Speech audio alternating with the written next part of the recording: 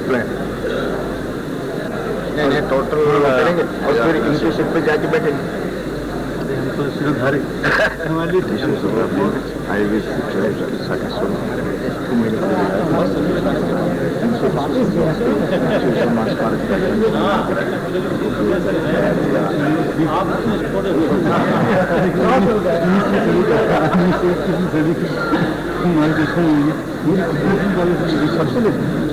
उनका तो सुनने के पहले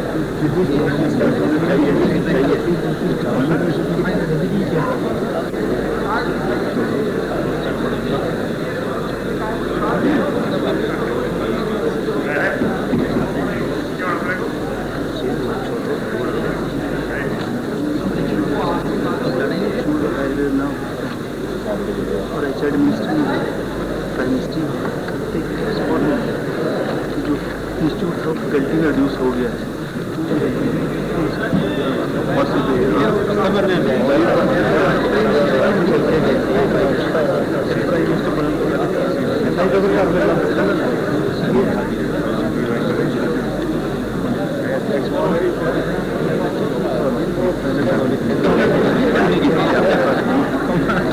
पढ़ने की तो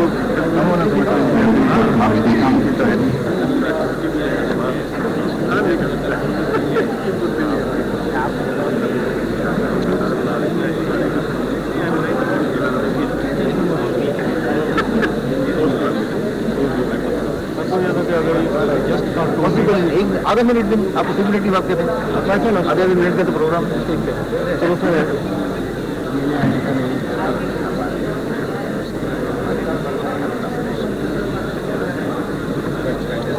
ये अच्छी बात है कि पहली दफा मोहम्मद को आयोजित किया जाने वाला उच्च स्तर का व्यक्ति आगे बैठा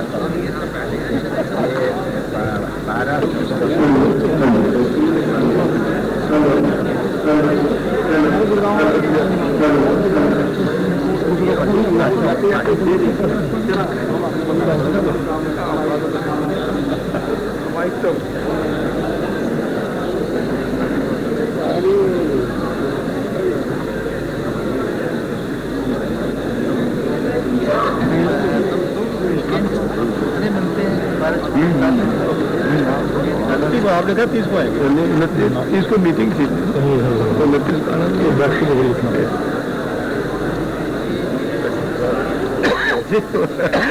आप इस फंक्शन के मैं वाइस चांसलर ये वैद्य विष्णु से हमारे पार्लियामेंट के मेंबर आप वाइस चांसलर के मेंबर एक मिनट सर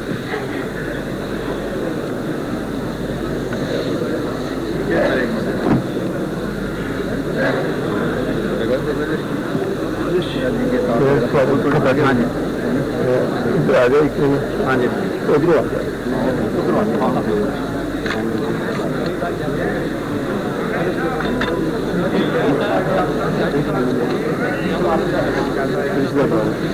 मिला था जम्मू में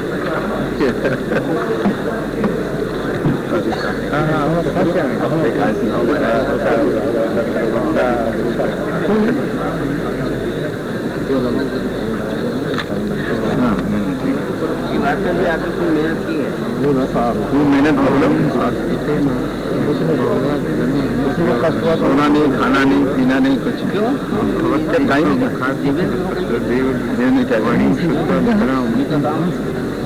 खाना खिलाना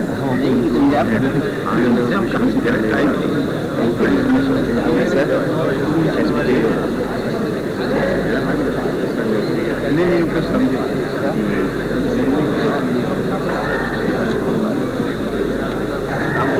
से पूछो फिर क्या जीवन इंजाम नहीं कर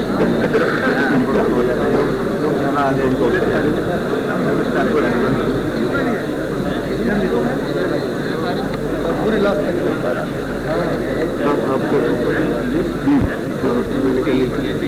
ये भी लास्ट है हम आपको और लास्ट में भी ये ग्रेट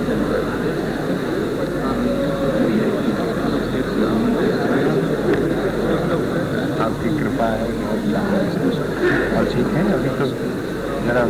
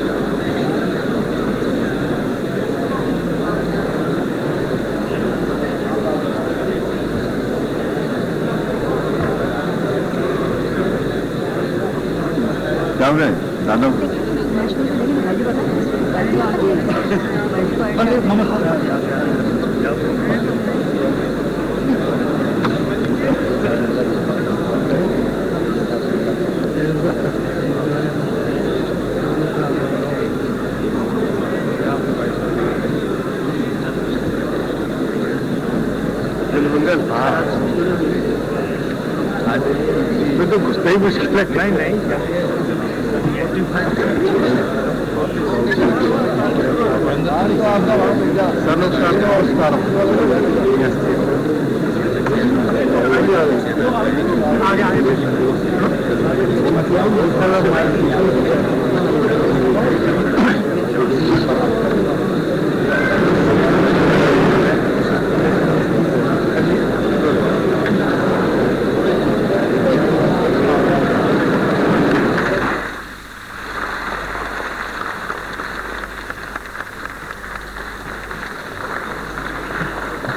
जोरदार तालियों से माननीय प्रधानमंत्री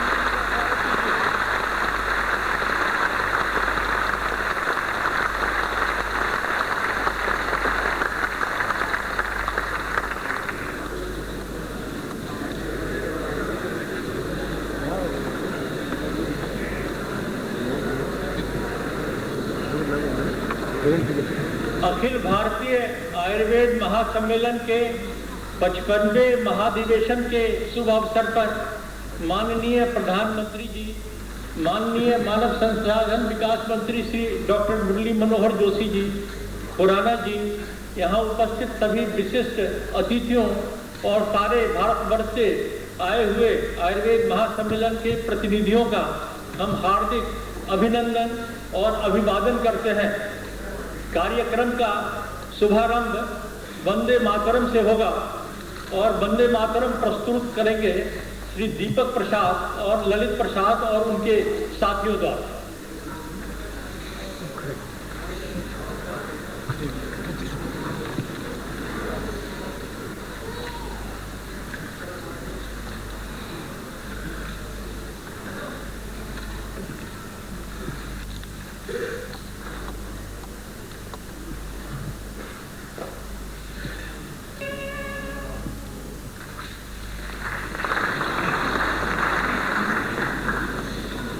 माननीय प्रधानमंत्री जी से आग्रह है कि वो दीप प्रज्वलन कर और धन्वंतरी भगवान की मूर्ति पर पुष्पांजलि प्रदान कर कार्य का शुभारंभ करने की कृपा करें।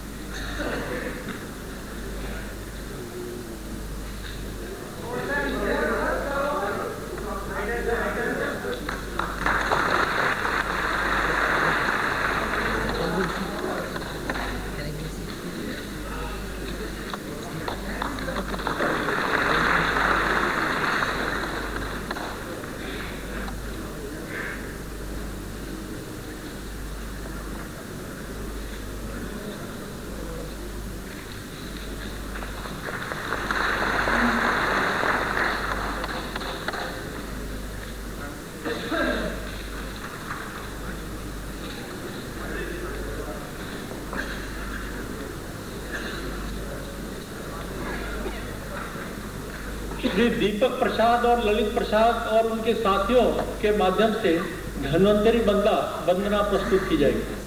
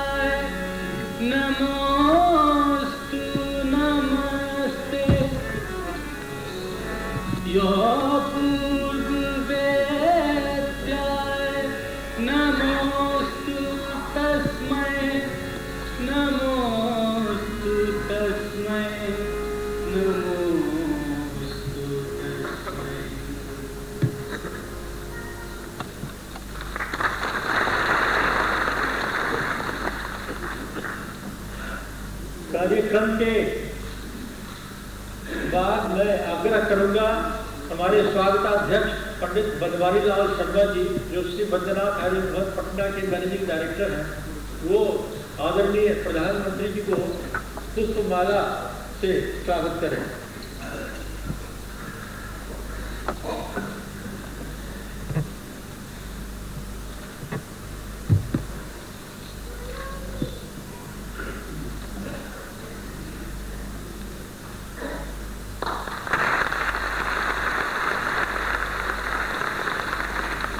इसी क्रम में हमारे वर्तमान महासम्मेलनाध्यक्ष वैद्य पंडित शिवकरण शर्मा छांगानी जी आदरणीय प्रधानमंत्री जी को पुष्पमाला से स्वागत करेंगे।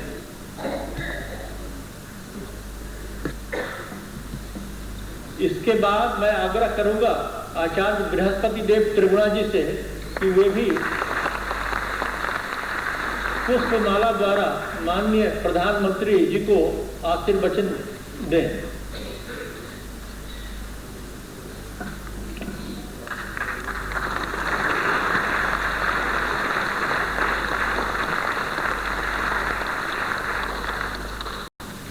अब इसके बाद आग्रह है वैद्य देवेंद्र त्रिगुणा जी से, जो निर्वाचित अध्यक्ष हैं, वे श्री मुरली मनोहर जी जोशी का माल्यार्पण से स्वागत करेंगे।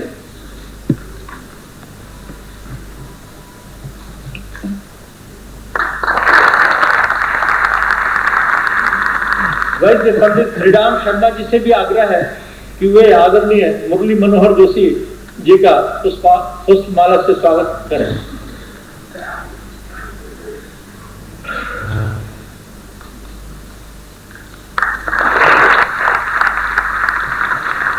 इसके बाद आग्रह है वैद्य देवेंद्र त्रिगुणा जी से, वे आदरणीय खुराना जी को पुष्पमाला से सम्मानित करें।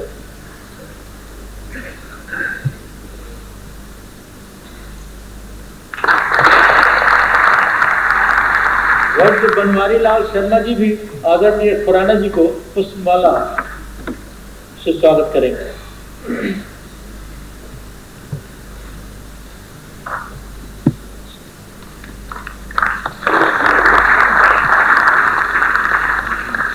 कार्यक्रम के अध्यक्ष और दिल्ली के मुख्यमंत्री श्री साहब सिंह वर्मा जी को वैद्य श्रीराम शर्मा जी पुष्पमाला से स्वागत करेंगे।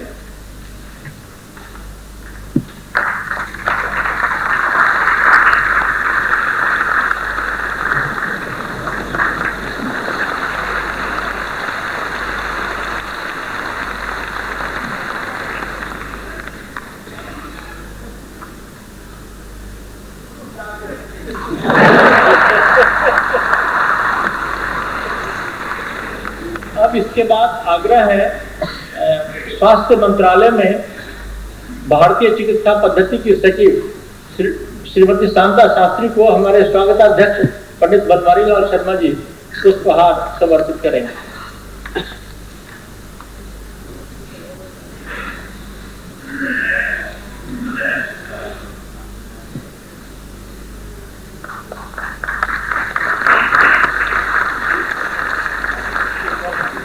मैं वैद्य एस.के. मिश्रा स्वागत मंत्री माननीय श्रीमती शांता शास्त्री को एक पुष्पहार समर्पित करता हूं।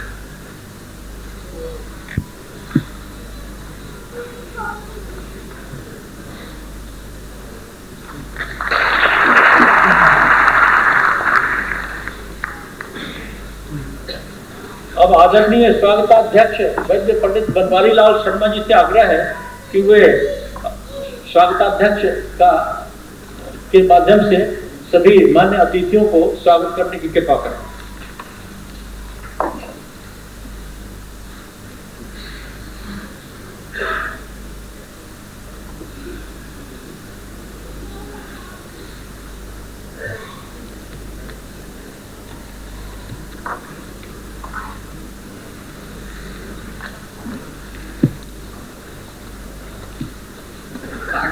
राज्य के महामाननीय प्रधानमंत्री श्री अटल बिहारी वाजपेयी जी, दिल्ली के माननीय मुख्यमंत्री एवं समारोहाध्यक्ष श्री साहब सिंह जी वर्मा जी, तथा भारत के आदरणीय मानव संसाधन विकास विज्ञान एवं प्रौद्योगिकी मंत्री डॉक्टर मुरली मनोहर जोशी जी एवं देश के कोने कोने से आए हुए विद्वान प्रतिनिधिगण, उपस्थित विद्वजन, वैद्यगण एवं माननीय मंचासीन सदस्यगण, ऐतिहासिक दिल्ली नगरी के प्रतिष्ठित विज्ञान भवन के विशाल सभा कक्ष में अखिल भारतीय आयुर्वेद महासम्मेलन के 55वें महादिवस के अवसर पर आप समस्त विद्वजनों का स्वागत करते हुए आज हमें अपार हर्ष का अनुभव हो रहा है।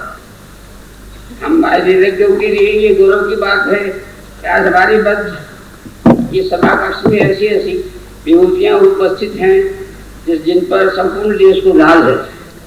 सौभाग्यवश प्रधानमंत्री जी जो साक्षात भारतीय सभ्यता एवं संस्कृति के प्रतीक हैं, जिनके बारे में प्रधानमंत्री जी ने भविष्यवाणी की थी कि आगे बढ़ गई बहुत ऊंची आगे बढ़ेंगे या प्रधानमंत्री बनेंगे। हम ऐसी संस्था से जुड़े हैं जो आयुर्वेद के उत्थान एवं विकास के लिए निरंतर संघर्ष कर रहा है।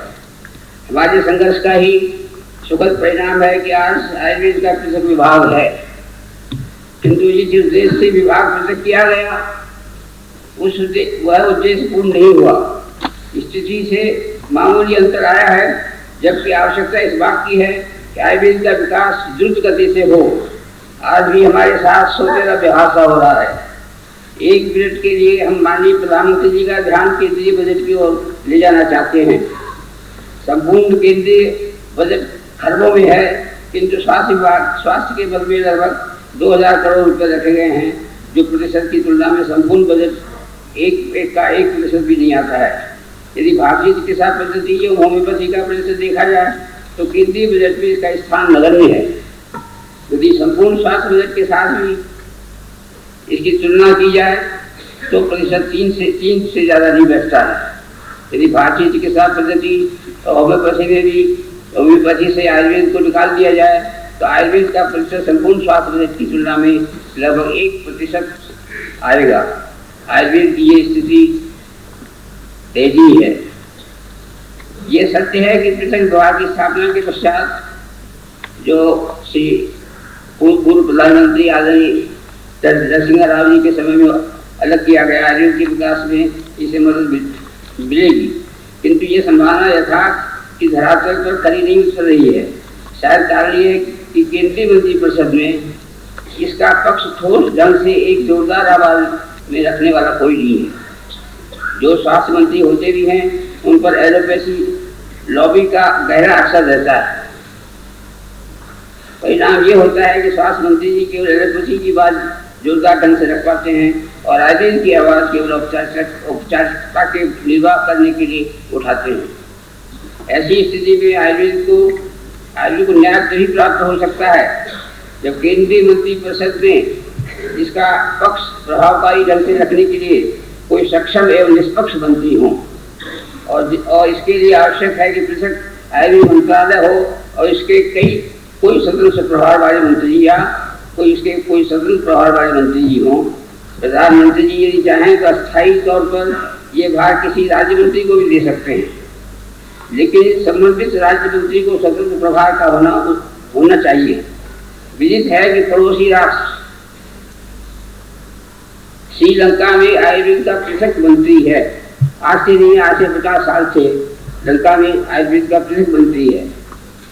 हमारे प्रधानमंत्री जी को आयुर्वेद का पृथक मंत्री नियुक्त करने में कोई हिचकिचाहट नहीं होनी चाहिए। आयुर्वेद जो यहाँ से पनपा, यहाँ पैदा हुआ, उद्भव हुआ और सब कई देशों में गया, जैसे लंका में गया। श्रीलंका में देश को इतनी मान्यता है कि उसके मंत्री अलग हैं, और हम तो हमारा निवेदन प्रधानमंत्री जी से ये है कि हमारा सर्वांगीण विकास ज़्यादा हो पाएगा अगर इसके एक अलग प्रभारी मंत्री आयुर्वेद के लिए नियुक्त किए जाए। आज़ादी के पूर्व लगभग सभी राष्ट्रीय नेताओं महापुरुषों ने वचन दिया था कि आज़ादी के पश्चात आयुर्वेद के विकास के लिए न केवल यथासंभव एवं यथाशक्ति प्रयास किया जाएगा, बल्कि इसे राष्ट्रीय चिकित्सा पद्धति पोषण करने के लिए उचित उपाय किए जाएंगे।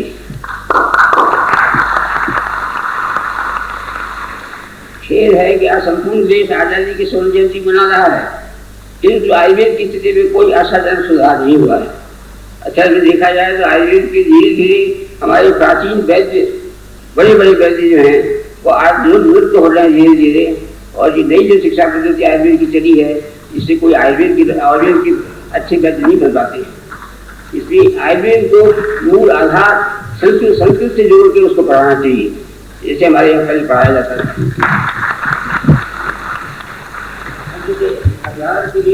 हमारे माननीय आदरणीय जी हैं, ये कौन से विद्यालय पढ़े हुए हैं, ये गुरु परंपरा से पढ़े हुए हैं, और आज इनकी मुकाबला शायद कोई ऐसी गलती होगी।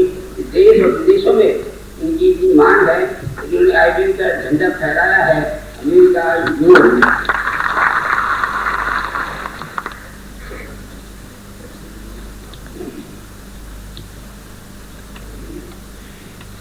वर्तमान सरकार जिस राजनीतिक दल का वर्चस्व है, वो राजनीतिक दल हमेशा स्वदेशी देश प्रेम की बात करता रहा है। इससे बड़ा स्वदेशी आंदोलन और देश प्रेम क्या होगा यदि हम देश की मिट्टी, देश की हवा और देश का पानी और देश की दवा की बात करें। देश की दवा हम खूब बंदूक नहीं है, मुआवजा ही है। हम ये नहीं कहते हैं लगा दिया जाए। कई चीजें उस पद्धति में है, जैसे सर्जरी वगैरह है, वो हमको सबको स्वीकार है, देना चाहिए। हम इस बात को महसूस करते हैं कि आज की वर्तमान परिस्थिति में आयुर्वेद इतना सक्षम नहीं है कि राष्ट्रीय स्वास्थ्य का दायित्व अपने निजी निर्भर कर्मियों पर अकेले उठा सके। वर्तमान परिस्थिति में सभी चिकित्सा पद्धतियों का सहयोग लेकर ही राष्ट्रीय स्वास्थ्य का भार उठाया जा सकता है। लगभग यही अभिमत विश्व स्वास्थ्य संगठन का वर्ल्ड हेल्थ ऑर्गेनाइजेशन का भी है। विश्व स्वास्थ्य संगठन ने अपने प्रतिवेदन में स्पष्ट किया है कि भारत जैसे विकासशील देशों के लिए ये आवश्यक है कि आत्मा आधार घोषणा पत्र सबों को सन 2020 तक स्वस्थ प्रदान हो, वो कार्यान्वित करने के लिए सभी मान्यता प्राप्त चिकित्सा पद्धतियों का सहारा लिया जाएगा। मैं इस समय ये उल्लेख करना चाहूँगा कि जापान में उनकी जो प्राचीन चिकित्सा पद्धति है उसका भी उन्होंने बहुत विस्तार किया है और हर अस्पताल में प्राचीन वैद्यों को भी वहाँ उन्होंने प्राचीन चिकित्सा पद्धति की जो जानकार है, जो विद्वान है, उनको रखा है चीज में। तो हमारे देश में भी इसी तरह से कुछ करना चाहिए। इसके लिए जरूरी है कि आयुर्वेद का समुचित विकास हो, ताकि हमारा संयुक्त लक्ष्य राष्ट्रीय स्वास्थ्य की गौरवशाली पद पर आयुर्वेद को प्रतिष्ठापित करने का है। ये कार्य एक दिन में नहीं हो सकता है। इसके लिए आवश्यक है कि आयुर्वेद को इतना सक्षम बना दिया जाए। इसके लिए राष्ट्रीय स्वास्थ्य का दायित्व हो। ये आयुर्वेद इस समय इस अवस्था में है, इसको खुराक चाहिए, इसको सफल बनाने के लिए वो खुराक है। हर सरकार का पूरा हमें सहायता मिले, सबल मिले। आयुर्वेदिकों में प्रतिभा है, जानकारी है और उसी विरासत में मिली एक वैज्ञानिक एवं व्यवस्थित चिकित्सा पद्धति भी है।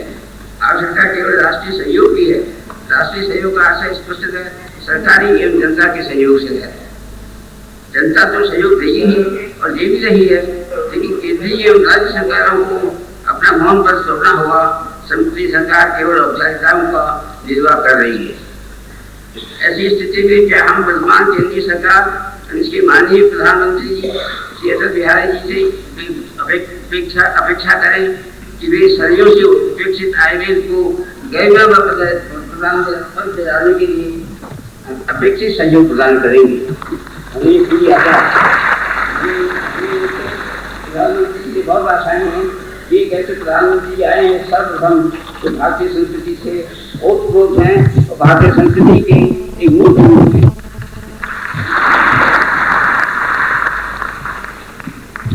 और व्यक्तिगत स्तर पर संवेदन देश के वर्तमान राजनीतिकों में सबसे ज्यादा लोकप्रिय एवं कम विवादास्पद राजनीतिज्ञ हैं हमारे प्रधानमंत्री। वे ऐसे राजनीतिक दल के सदस्य हैं जो दिन रात स्वदेशी वस्तुओं की बात करता है। ऐसी स्थिति में उनका नैतिक, राजनीतिक और प्रशासनिक दायित्व है कि आयुर्वेद की उन्नति के लिए, जो कि एक हमारी सभ्यता का बहुत प्राचीन अंग है और महत्वपूर्ण अंग है, आज सारा विश्व आयुर्वेद की तरफ देख रहा है। आयुर्वेद की जड़ी बूटियाँ हर देश में जा रही हैं, अब उनके महत्व को समझ रहे हैं धीरे धीरे। अमेरिका वगैरह में भी आयुर्वेद का काफी प्रचार है। ऐसी स्थिति में केंद्रीय बजट में आयुर्वेद का हिस्सा कम से कम 20% किया जाए।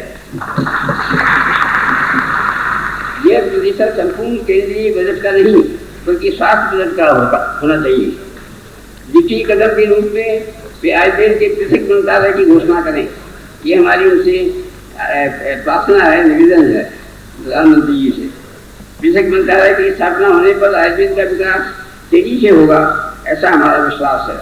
हमें प्रधानमंत्री जी पर विश्वास है और आशा करते हैं कि आयुर्वेद की दैनिक दशा को देखते हुए इस पर समुचित ध्यान देंगे। आयुर्वेद का गुणगान अपने मुंह से हम क्या करें। आज संपूर्ण विश्व आशा भरी नजरों से मानव स्वास्थ्य के लिए आयुर्वेद की ओर देख रहा है। आपको सुखद आश्चर्य होगा कि एक बहुत अच्छे वैद्य हैं डॉक्टर तांबे लोनावाला के पास, जिनके यहाँ कई जर्मन पुरुष और महिलाएं काम करती हैं आयुर्वेद के लिए, और उनका एक बहुत बड़ा संगठन उनके यहाँ आते हैं, दूर दूर से अमेरिका से, यूरोप से, लंदन से सब आते हैं इलाज के लिए। अब वहाँ काफ़ी काम जर्मन महिलाएं कर रही हैं आयुर्वेद के लिए, और उनका एक केंद्र बहुत जल्दी ही जर्मनी में भी शुरू होने वाला है। इससे पता चलता है कि आयुर्वेद को पाश्चात्य जगत ने भी स्वीकार किया है, क्योंकि जो एक चीज सत्य है और जो सही है उसको मानना ही पड़ेगा। जो अंतर्विश्वास संगठन ने भी स्वीकार कर दिया। इतना ही नहीं, प्रिवेंटिव मेडिसिन, क्यूरेटिव मेडिसिन का जो वर्गीकरण एलोपैथी ने किया है, उसकी अवधारणा आयुर्वेद में पहले से थी, हजारों साल पहले से। आचार्य चरक का ये बात स्वस्थ स्वास्थ्य रक्षण मातुरस्य विकार प्रसन्नम इसी बात की ओर इंगित करता है। आज एड्स, कैंसर और आदि बीमारियां भयंकर एवं जानलेवा मानी जाती हैं, किंतु हमारे महर्षियों ने इसकी खोज, इसकी दवा की खोज हजारों वर्ष पूर्व की थी। इसको अवसर मिलना चाहिए इसका प्रयोग करने के लिए। इस विजय इतनी गहराई तक गोता लगाया जाएगा और उससे उतना ही बहुमूल्य तत्व मिलेंगे। कोई भी विद्वान अनुसंधान के बिना जीवित नहीं रह सकता, कोई भी विज्ञान। दुर्भाग्यवश 16वीं शताब्दी के पश्चात विदेशी रास्ता के चलते आयुर्वेद के क्षेत्र में अनुसंधान संभव नहीं हो सका। इस उदाहरण के पीछे हमारा आशय यही है कि आयुर्वेद को राष्ट्रीय स्वास्थ्य पद्धति घोषित की जाए। साथ ही केंद्रीय सरकार की ओर से दिल्ली स्थित अखिल भारतीय आयुर्विज्ञान संस्थान की तरह देश के उत्तरी, दक्षिणी, पूर्वी और पश्चिमी चारों भागों में ऐसे संस्थान खोले जाएं आयुर्वेद के, तो इसी तरह से सक्षम हो, उनकी लोगों की पढ़ाई भी हो और चिकित्सा भी हो। ऐसे केवल आयुर्वेद के विद्यालय या संस्थान किए जाए,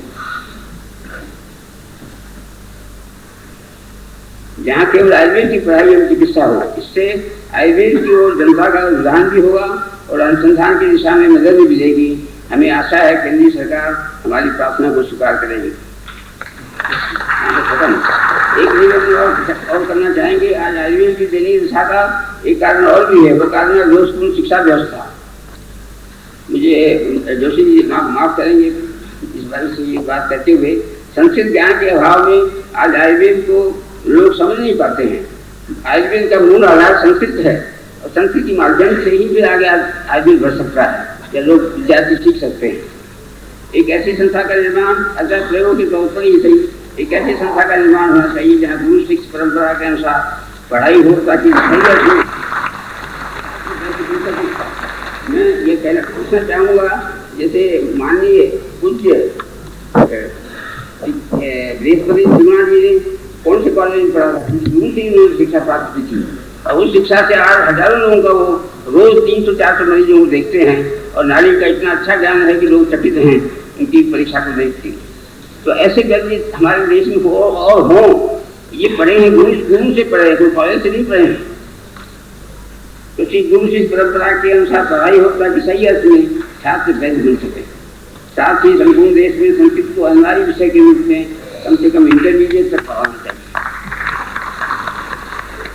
विश्वास है प्रधानमंत्री जी जो भारतीय संस्कृति एवं सभ्यता के एक पक्षधर, बहुत बड़े पक्षधर हैं, देश के ही अंग आयुर्वेद के उत्थान एवं विकास के लिए सार्थक कदम उठाएंगे ताकि मानव समाज का कल्याण हो सके। सर्वे भवन्तु सुखिनः, सर्वे सन्तु निरामयाः। जय आयुर्वेद।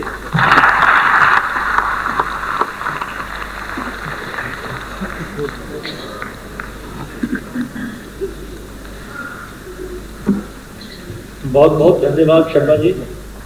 अब इसके बाद इस अखिल भारतीय आयुर्वेद महासम्मेलन के महाधिवेशन की यादगार को लंबे समय तक बनाए रखने के लिए प्रधानमंत्री तथा अन्य विशिष्ट अतिथियों को स्मृति चिन्ह, कलश और साल से सम्मानित करने का कार्यक्रम है।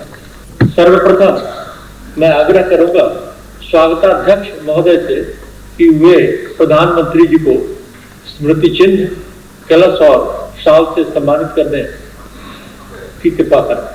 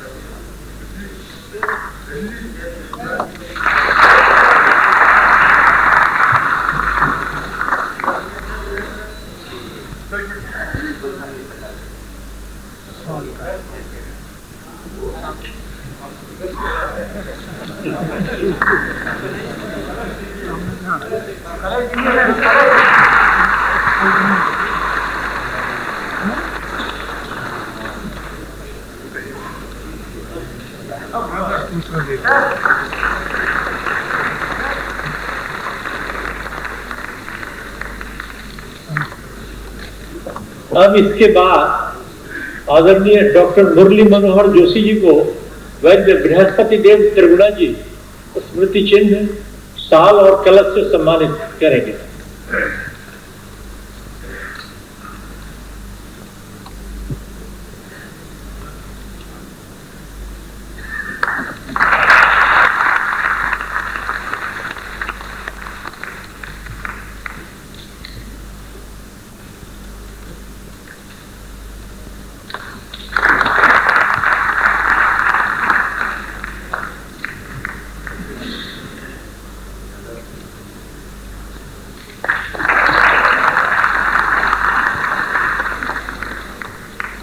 श्री मदन लाल खुराना जी संसदीय कार्य मंत्री भारत सरकार को वैद्य देवेंद्र त्रिगुणा जी स्मृति चिन्ह, कलश और शाल से सम्मानित करें।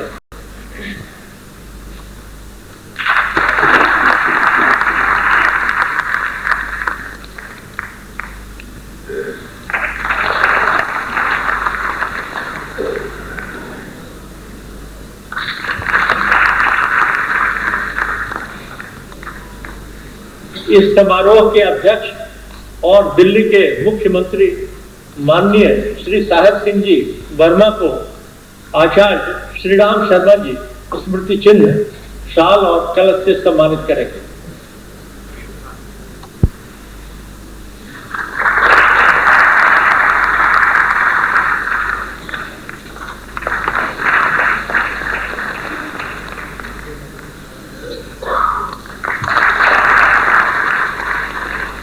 श्रीमती शांता शास्त्री जी सचिव भारतीय चिकित्सा पद्धति भारत सरकार को वैद्य बनवारी लाल शर्मा जी स्मृति चिन्ह, शाल और कलश प्रदान करें।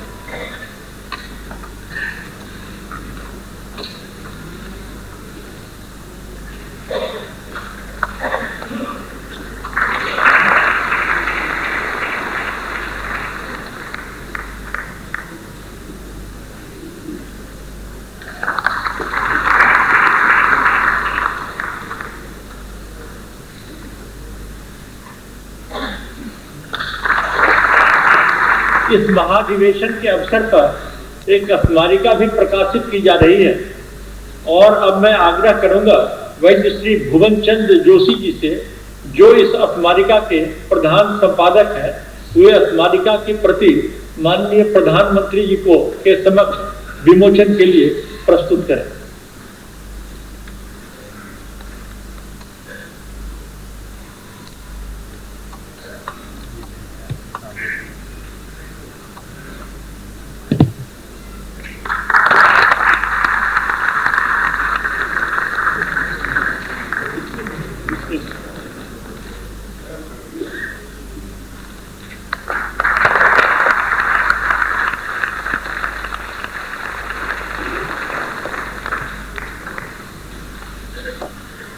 आयुर्वेद महासम्मेलन के इस ऐतिहासिक अवसर पर आयुर्वेद के कुछ विशिष्ट विद्वानों को आयुर्वेद महर्षि की उपाधि से सम्मानित करने का भी कार्यक्रम है।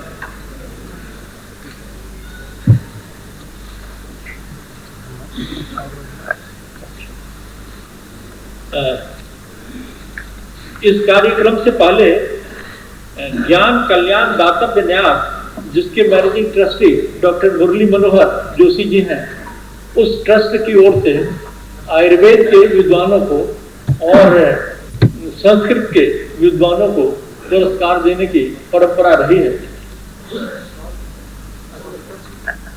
आदरणीय जोशी जी इस संबंध में प्रकाश डालने की कृपा करें।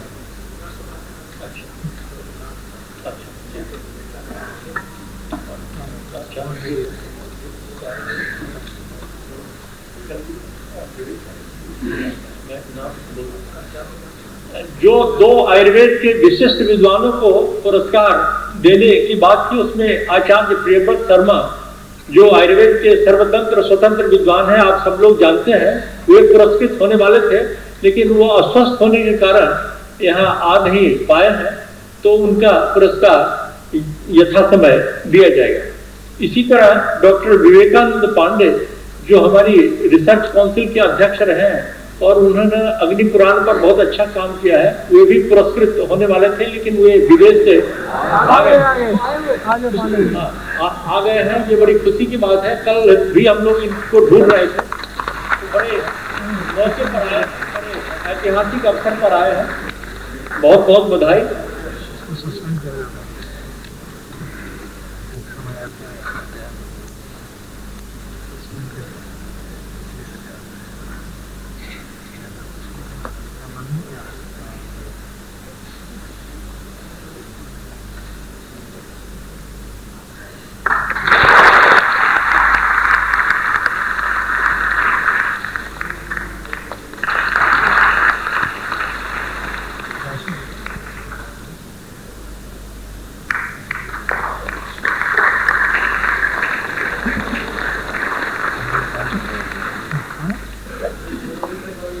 इसी क्रम में संस्कृत के 2 विशिष्ट विद्वानों को भी पुरस्कार दिया जा रहा है उसी ट्रस्ट की ओर से।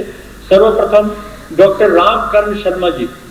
डॉक्टर रामकर्ण शर्मा जी संस्कृत के जाने माने विद्वान हैं। सबसे पहले मानव संसाधन विकास मंत्रालय में वो ज्वाइंट एजुकेशनल एडवाइजर रहे हैं, फिर वाराणसी संस्कृत विश्वविद्यालय और दरभंगा के संस्कृत विश्वविद्यालय के कुलपति रहे हैं लंबे समय तक, और इन्होंने संस्कृत में बहुत सारी रचनाएं की है। और इनकी और विशेषता ये है कि संस्कृत के साथ साथ आप आयुर्वेद के भी विद्वान हैं, और आयुर्वेद के प्रसिद्ध ग्रंथ चरक संहिता का आपने इंग्लिश में अनुवाद किया है, जो बड़ा ही ऑथेंटिक।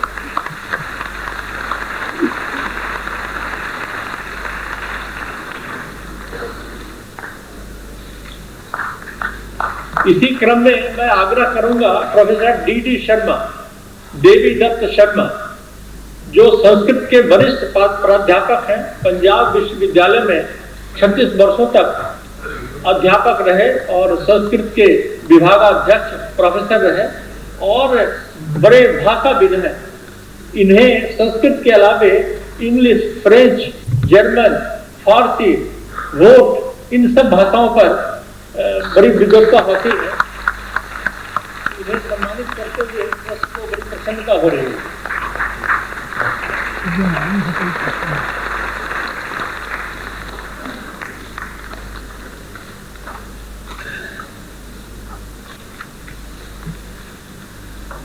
अब इस कार्यक्रम के बाद मैं आग्रह करूंगा पंडित शिवकरण शर्मा छांगानी जी से, जो हमारे महासम्मेलनाध्यक्ष हैं, वे अपना अध्यक्षीय सम्मेलनाध्यक्ष के नाते अपना भाषण प्रस्तुत करने की कृपा करना।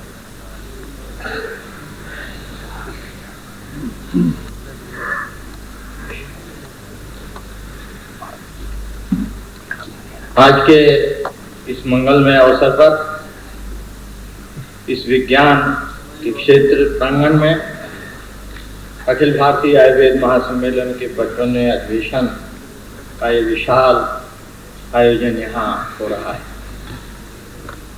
आज के हम सब लोग अपने आप को इस क्षण में अहोभागी मानते हैं कि हमें इस प्रकार के ऐसे अतिथिगण उपलब्ध हुए हैं कि जिनके मार्गदर्शन से निश्चित ही आज तक जो प्रगति हम नहीं कर पाए उसका मार्ग प्रशस्त होगा। हमारे उद्घाटक परम श्रद्धेय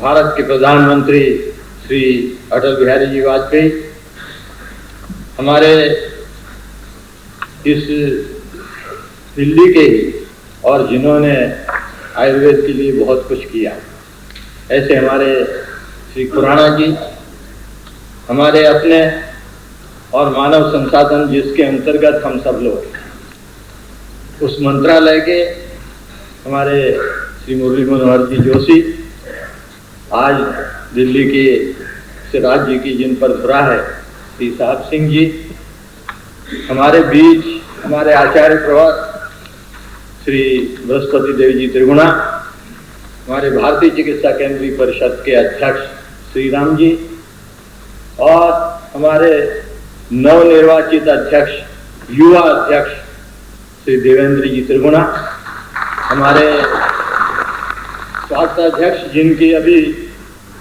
ओजस्वी वाणी में आपने उनके मनोगत भाव सुने, श्री बनवारी लाल जी शर्मा, और जिस हमारे देसी चिकित्सा पद्धति के लिए जो पृथक विभाग निर्मित हुआ और जिसके कारण हम अपने आप को स्वतंत्र मानने लगे, उसके प्रमुख सचिव श्री शांता शास्त्री जी, हमारे स्वागत समिति के सचिव श्री शिव कुमार जी और भारत के विभिन्न क्षेत्रों से और बाहर से पधारे हुए आप आयुर्वेद और देसी चिकित्सा पद्धति के विशेषज्ञ, आचार्य प्रवक्ता, आमंत्रित गण, बहनों और भाइयों, मैं अपने थोड़े से समय की सीमा को देखते हुए अपने थोड़े से शब्दों में जो अपना मनोभाव है वो मैं व्यक्त करता हूँ।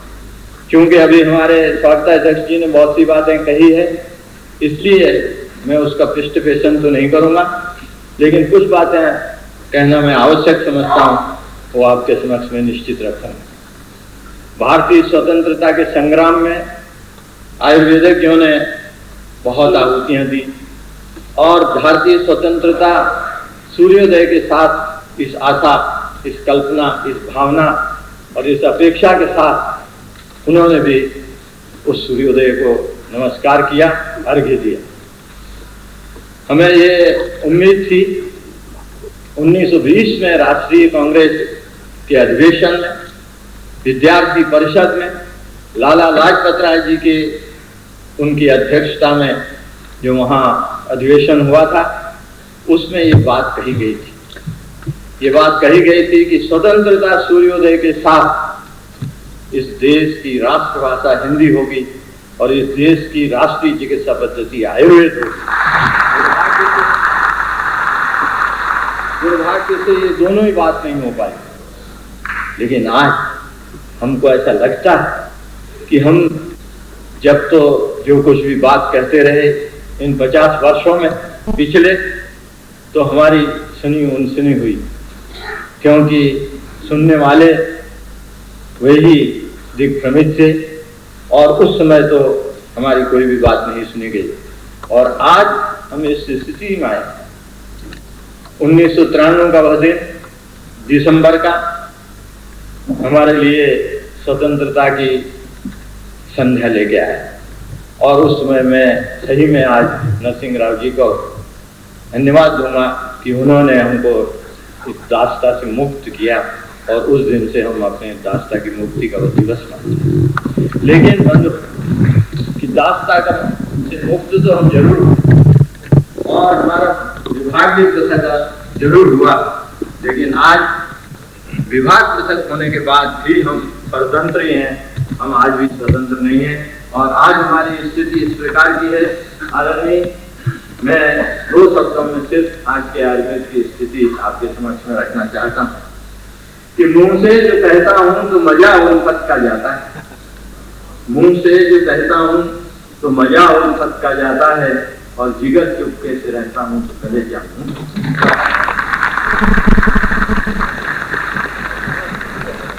मैं आप ही के शब्दों में आपको समर्पित करता हूँ। आज से 45 साल पहले जिस समय मेरी ही पहचान होती थी साहित्यकार, पत्रकार और दीनमान कवि के रूप में, और हमने आपकी उस कविता की पंक्ति, उस समय में आपकी वो कविता हर भारतीय के एक रोम को उद्वेलित कर देती थी। और उसी पंक्ति, दो पंक्ति से उसमें से आपको जो मुझे याद है उस समय की, मैं समझता हूँ ग्वालियर के उस कवि सम्मेलन में आपने कहा भी, और देखिए आप कि कितनी जबरदस्त पंक्ति है। और वो उसमें मुझे इस आयुर्वेद को, क्योंकि जो निराशा छाई हुई थी उसमें एक जागृति आई, और उस जागृति के उसमें उत्साह में आज तक हम संकल्प करते हैं। और वो पंक्ति है आपसे की, रुद्र हूं विष छोड़ मद की कामना में क्यों, रुद्र हूं विष छोड़ मद की कामना में क्यों करूं, है अमित सामर्थ्य मुझ में तो याचना में क्यों करूं।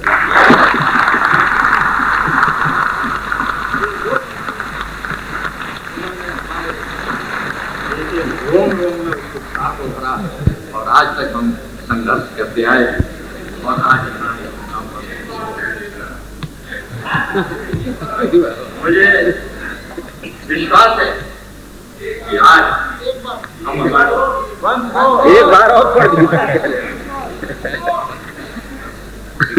रुद्र हूं विष छोड़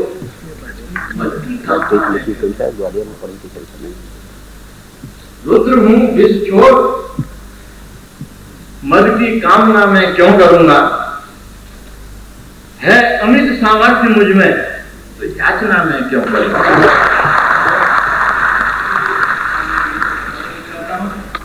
आज आयुर्वेद किसी स्थिति में, लेकिन उसका जो उपयोग है वो उपयोग नहीं हो रहा है, ये बात भी निश्चित है।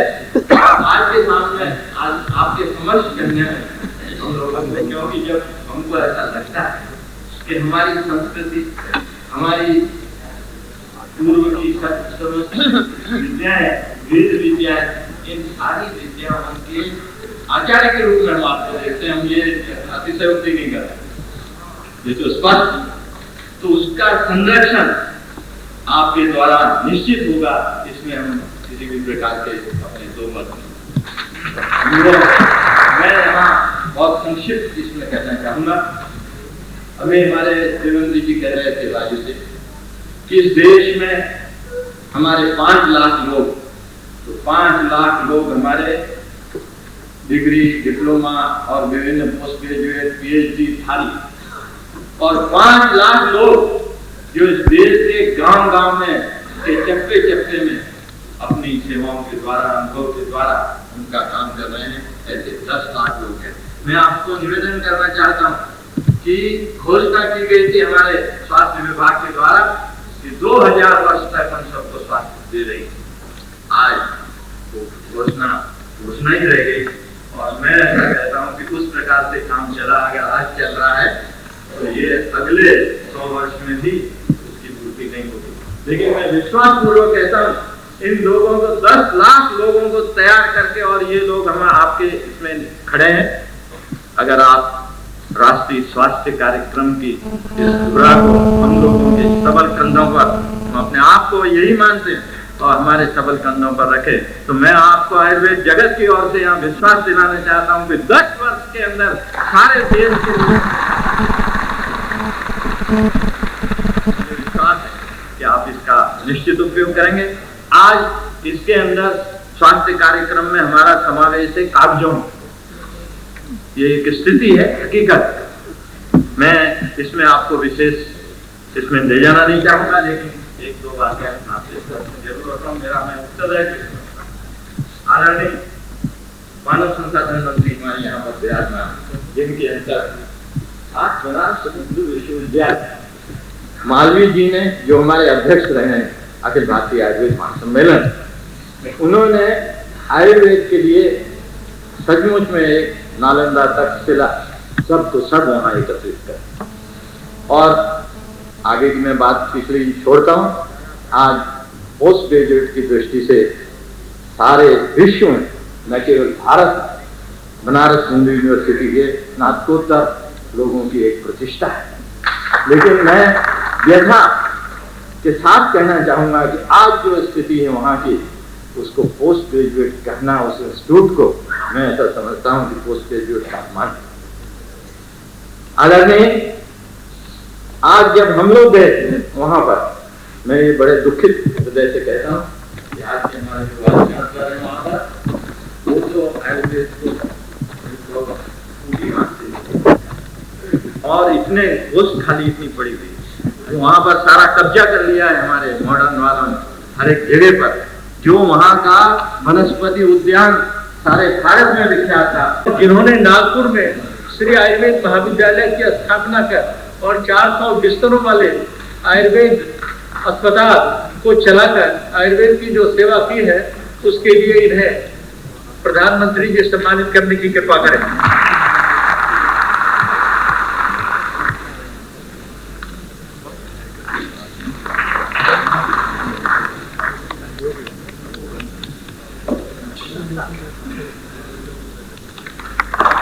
इसी क्रम में मैं आग्रह करूंगा वैद्य पंडित नानक चंद शर्मा जी से। वैद्य पंडित नानक चंद शर्मा जी दिल्ली के सर्वमान्य चिकित्सक हैं और असाध्य रोगों की चिकित्सा में इनका बड़ा योगदान रहा है। काया माया आयुर्वेद प्रतिष्ठान और अस्पताल की स्थापना कर और हजारों और लाखों की संख्या में असाध्य रोगियों को रोग मुक्त कर इन्होंने आयुर्वेद की और जनता की बड़ी सेवा की है।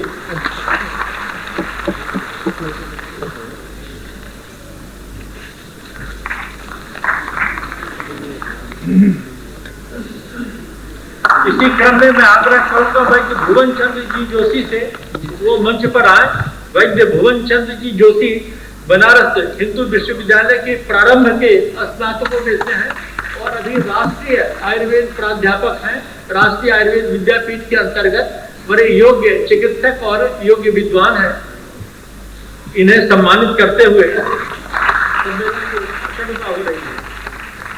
इसी क्रम में मैं आग्रह करूंगा श्री वीरेंद्र मिश्र जी से।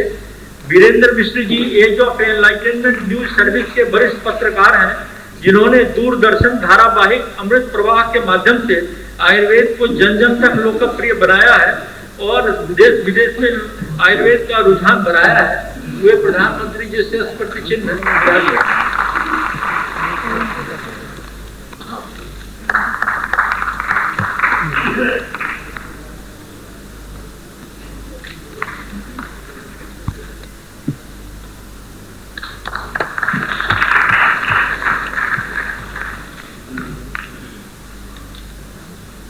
अब माननीय प्रधानमंत्री जी से उनके उद्बोधन के लिए सादर प्रार्थना।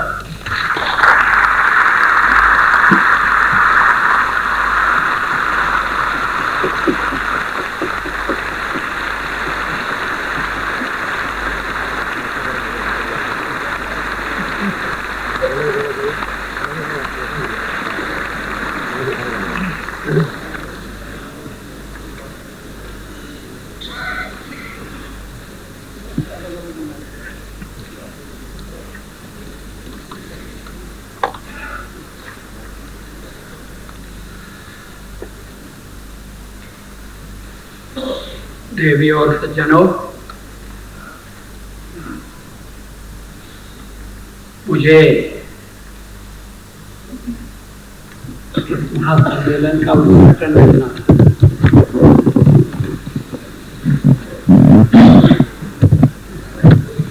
लेकिन मैं इसका उपसंहार कर रहा हूं।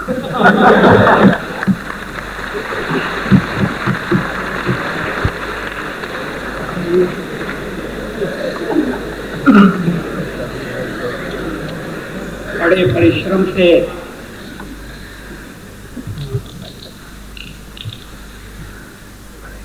सत्परामर्श के पश्चात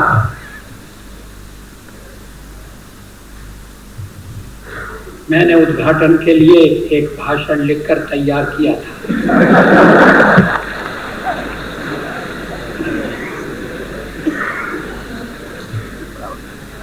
मैं देख रहा हूं कि अब उसके लिए कोई गुंजाइश नहीं।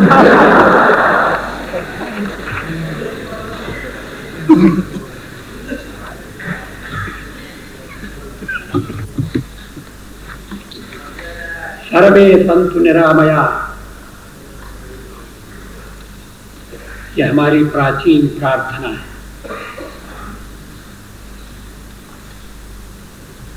सब निरोग हों।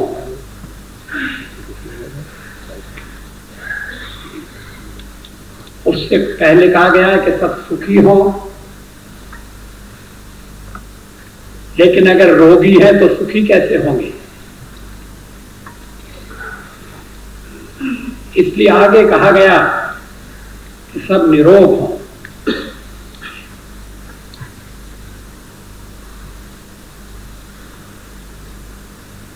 बीमारी का इलाज एक बात है,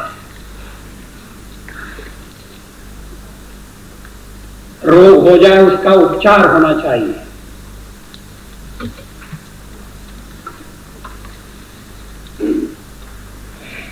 लेकिन ऐसी व्यवस्था का, जीवन व्यवस्था का विकास करना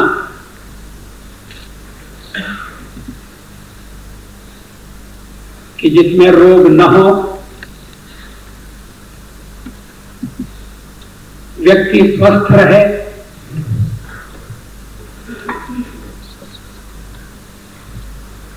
और अगर किसी विकृति या विकार के कारण कोई रोग हो जाए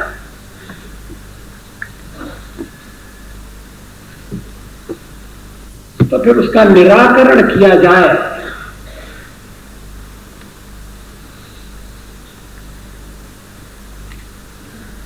वो फिर से न हो, इसका प्रबंध किया जाए।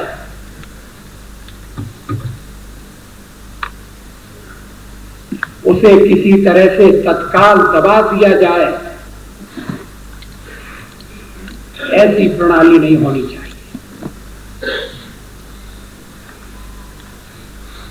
और यहां आयुर्वेद और अन्य भारतीय चिकित्सा पद्धतियां अपने को और पद्धतियों से अलग करके विशिष्टता लिए हुए हैं।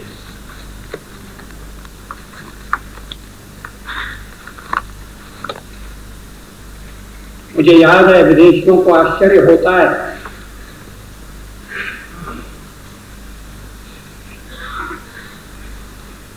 वे किसी डॉक्टर के यहाँ जाते हैं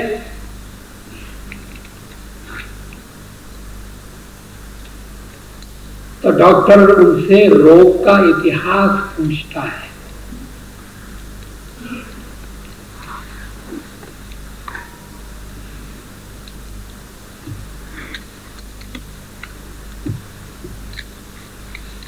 और फिर इतिहास सुनने के बाद फिर परीक्षण प्रारंभ करता है।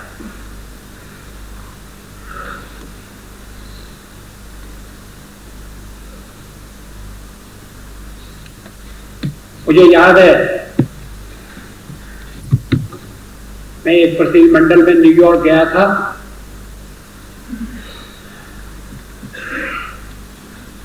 रात में खाना खाते समय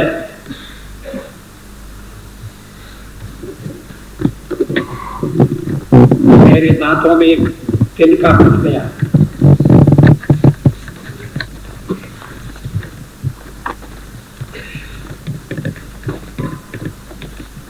मैंने खड़का का उपयोग किया, उस तिनके को निकालने की कोशिश की, मगर सफलता नहीं मिली। रात भर वो दांत में फंसा हुआ तिनका मुझे परेशान करता रहा। सवेरे मिशन वाले मुझे डॉक्टर के यहाँ ले गए। बड़ी कठिनाई से समय मिला, लंबा चौड़ा परिचय देना पड़ा।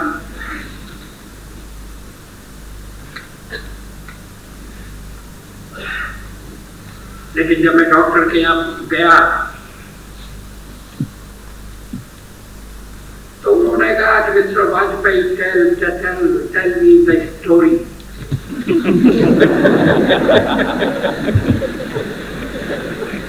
What is the history of your problem?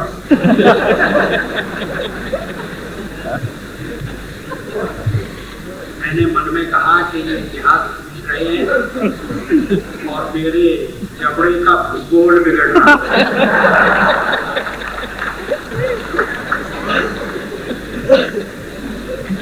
मैंने उन्हें समझाया कि थोड़ा सा तिनका फंसा हुआ है, आप उसको निकाल दीजिए और कहानी खत्म हो जाएगी। उन्होंने कहा नहीं ऐसा नहीं हो सकता, तो एक्शन लेना।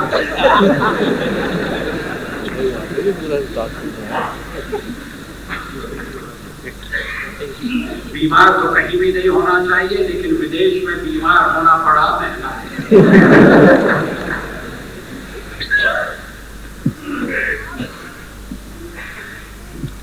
नाड़ी पर हाथ रखकर, नाड़ी ज्ञान से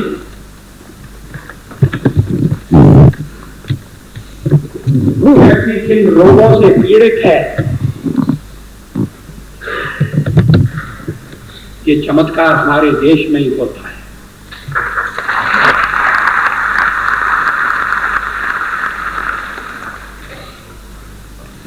इसका अर्थ ये नहीं है कि और आधुनिक पद्धतियों का उपयोग नहीं होना चाहिए।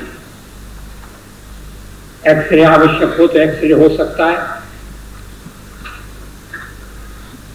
शल्य चिकित्सा का जैसा अनेक पूर्व वक्ताओं ने उल्लेख किया,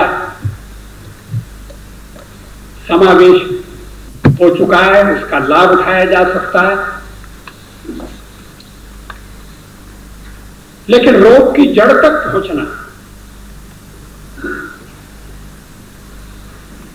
केवल औषधि देकर उसे दबाने का प्रयास न करना, तो उसके निवारण का यत्न करना, यह हमारी विशेषता है। इस विशेषता की रक्षा होना चाहिए।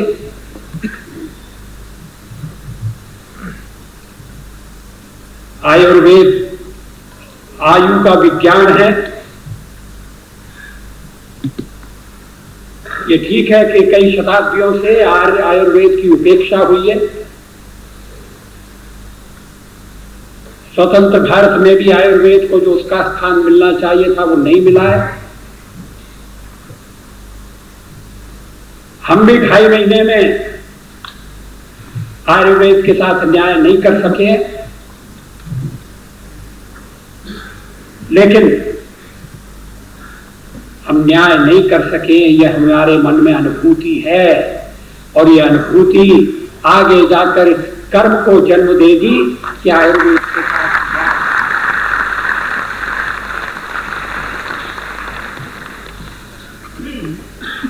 बजट की कमी की बात कही गई है। बजट बढ़ाया जा सकता है।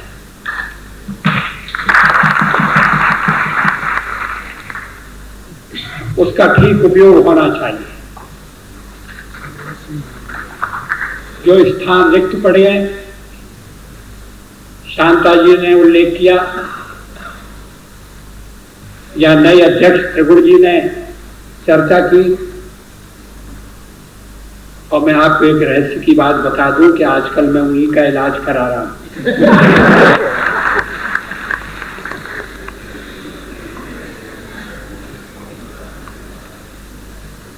मुझे पता लगा है कि रूल्स बने नहीं और इसलिए नियुक्तियां नहीं हुई।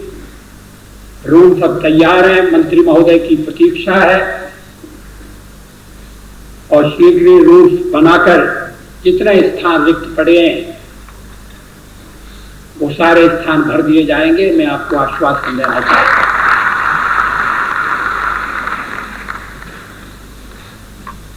मैं विस्तार से नहीं बोलूंगा। मैं आयुर्वेद महासम्मेलन के नए अध्यक्ष और नए पदाधिकारियों का एक प्रतिनिधिमंडल आमंत्रित करूंगा। हमारे स्वास्थ्य मंत्री भी होंगे और अगर किसी नए मंत्री की आवश्यकता पड़ी तो शायद वो भी वहां उपस्थित हो।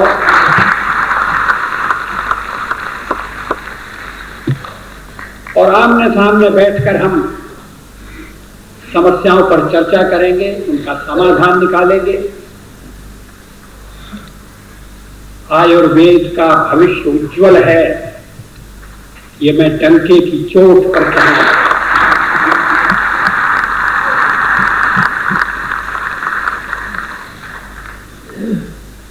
ये उज्जवल भविष्य किसी शासन व्यवस्था पर निर्भर नहीं करता है। शासन सहायक हो सकता है, उसे होना चाहिए। आखिर इस देश में हर एक व्यक्ति की चिकित्सा के लिए भारतीय चिकित्सा पद्धतियों को छोड़कर और कौन सी व्यवस्था हो सकती है। एलोपैथी का महत्वपूर्ण स्थान है, लेकिन आयुर्वेद को बढ़ाए बिना, आयुर्वेद के विस्तार के बिना, उसमें नए अनुसंधान के बिना, दवाओं के मानकीकरण के बिना, जड़ी बूटियों की रक्षा किए बिना हम सबको स्वास्थ्य की गारंटी दे सकेंगे, ऐसा दिखाई नहीं देता। इसके लिए आयुर्वेद का लाभ उठाना पड़ेगा। गांव-गांव फैले हुए हमारे जो वैद्य हैं, मुश्किल तो ये हो गई है कि जो वैद्य हैं वो भी अब अपने को डॉक्टर कहलाना पसंद करते हैं। उन्हें वैद्य शब्द अच्छा नहीं लगता। यह एक प्रभाव है जो जीवन के अनेक क्षेत्रों में दिखाई देता है। उस प्रभाव से भी हमें लड़ना है और इसलिए आयुर्वेद, किसी महानुभाव ने कहा कि संस्कृत के साथ जुड़ा हुआ है, आयुर्वेद संस्कृति के साथ भी जुड़ा हुआ है।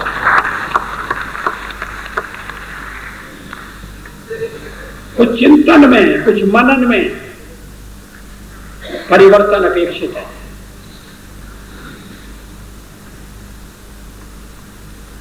अपनी भूमि में अपना जल, अपनी हवा, अपनी जड़ी बूटियां,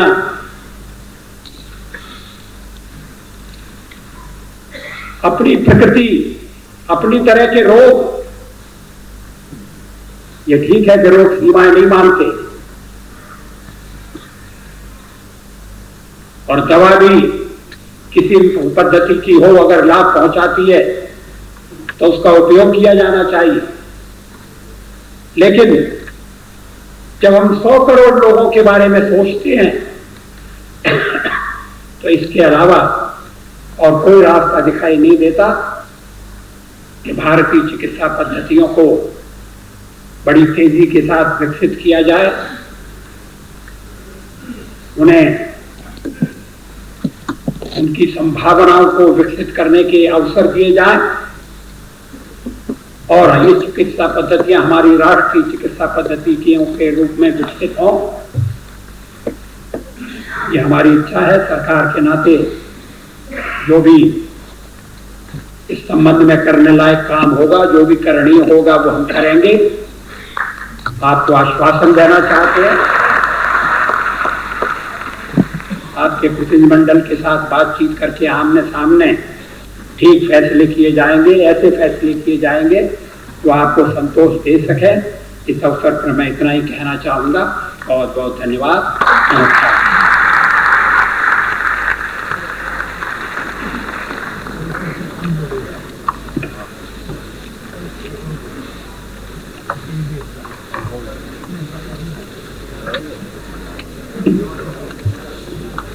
माननीय प्रधानमंत्री जी और अन्य मंत्रियों और विशिष्ट अतिथियों ने जो आज इस सभा पटल पर अपने उद्गार व्यक्त किए, उनके लिए धन्यवाद ज्ञापन करना शब्दों से नहीं किया जा सकता। फिर भी धन्यवाद ज्ञापन की जो परंपरा है, उस क्रम में मैं यह बताना चाहूंगा कि आज 1 जुलाई 1998 का पूर्वांत आयुर्वेद महासम्मेलन और संपूर्ण आयुर्वेद जगत के लिए अविस्मरणीय रहेगा। देश की आजादी के साथ ही आयुर्वेद की बेड़ियां तो खुल गई थी, परंतु उसे एक छोटे से कमरे में बंद कर रखा गया था और विकास के उपयुक्त अवसर नहीं दिए गए।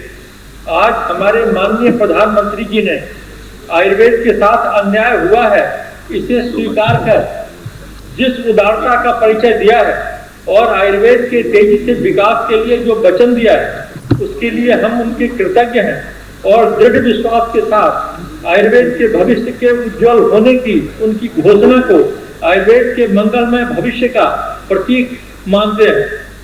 इस क्रम में मैं माननीय डॉक्टर मुरली मनोहर जोशी जी के प्रति भी हार्दिक आभार प्रकट करना चाहूंगा।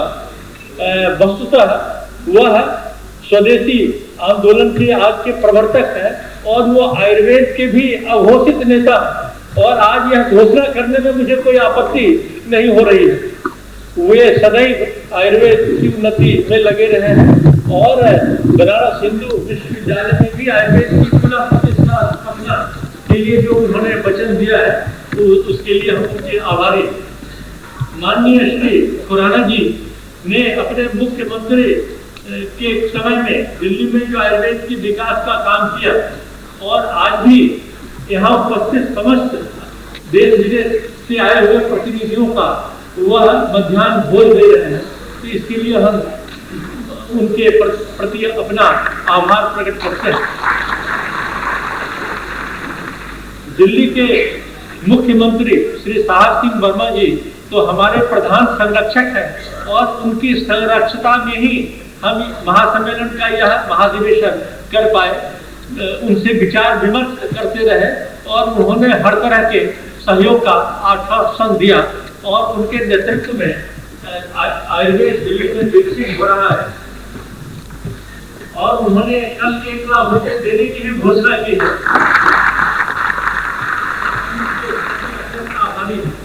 हमारी देशी चिकित्सा विभाग की सचिव श्रीमती शांता शास्त्री जी तो आयुर्वेद के प्रति पूर्ण निष्ठा और प्रेम रखती हैं और इसीलिए उन्हें वैद्य के उपनाम से भी संबोधित किया गया है और उनके नेतृत्व में आयुर्वेद का विकास होता रहेगा, इसकी हम सब लोगों को पूरी आशा है। इस अवसर पर उपस्थित यहाँ अनेक संसद सदस्य हमारे वैद्य विष्णु दत्त जी हैं और भी कई लोग हैं जो यहाँ आकर हमारे इस कार्यक्रम की शोभा बढ़ाए हैं, उनके प्रति भी हम आभार प्रकट करना चाहेंगे। डॉक्टर PNB स्वरूप जो आयुर्वेद के एकमात्र विश्वविद्यालय गुजरात आयुर्वेद विश्वविद्यालय के कुलपति हैं, वो भी इस समारोह में पधारे हैं और आगे उनका कार्यक्रम भी है। इसी तरह लाल बहादुर शास्त्री संस्कृत विद्यापीठ के कुलपति डॉक्टर वाचस्पति उपाध्याय जी भी यहाँ पधारे हैं, हम उनके प्रति भी आभार प्रकट करते हैं। श्री किरीट जोशी जी जो धर्म Hinduja international centre of Indic research के प्रेसिडेंट हैं, उन्होंने भी पधार कर और उन्होंने भी आयुर्वेद का कार्यक्रम चला रखा है, तो उनके प्रति भी हम आभार प्रकट करते हैं। और आज आयुर्वेद के जिन विद्वानों को और संस्कृत के जिन विद्वानों को सम्मान मिला है, उन्हें हम बधाई भी देते हैं और उनके प्रति आभार भी प्रकट करते हैं कि उन्होंने यहाँ आकर अपने सम्मान को ग्रहण किया। इसके साथ ही दूरदर्शन, आकाशवाणी और पत्रकार लोगों ने भी इस महासम्मेलन के महाधिवेशन को पूर्व में भी बहुत प्रचारित और प्रसारित किया है और मुझे आशा है कि उनका सहयोग हमें आगे भी बना रहेगा। देश विदेश से और देश के कोने कोने से आए हुए यहाँ उपस्थित सभी हमारे प्रतिनिधियों और भाइयों और बहनों का एक बार पुनः मैं हार्दिक आभार प्रकट करता हूँ। कार्यक्रम के अंत में राष्ट्रगान होगा श्री दीपक प्रसाद, ललित प्रसाद और उनके सहयोगियों के माध्यम से, और उस अवसर पर सब लोग अपने अपने स्थान पर खड़े हो जाएंगे।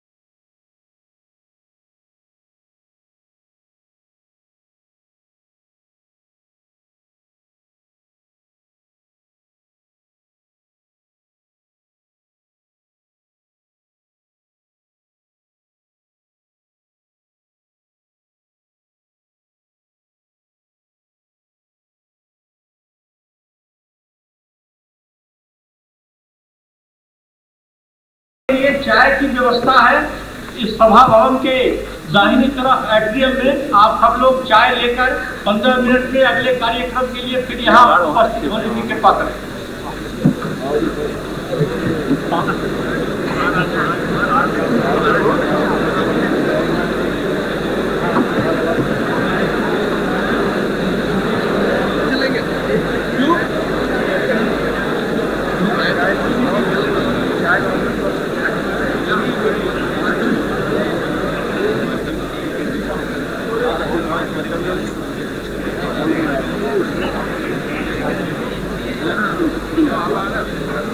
हाँ धन्वंतरी ये लोग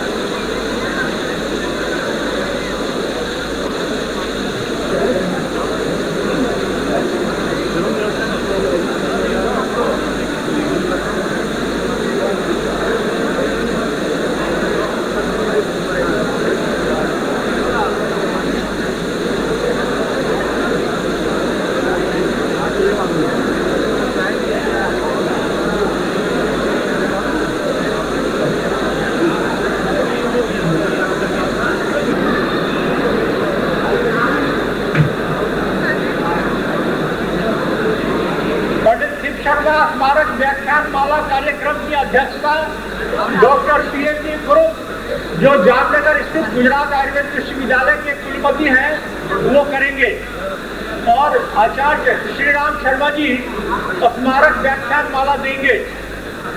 इस अवसर पर कुछ अन्य विशिष्ट विद्वानों का भी भाषण आयोजित किया गया है।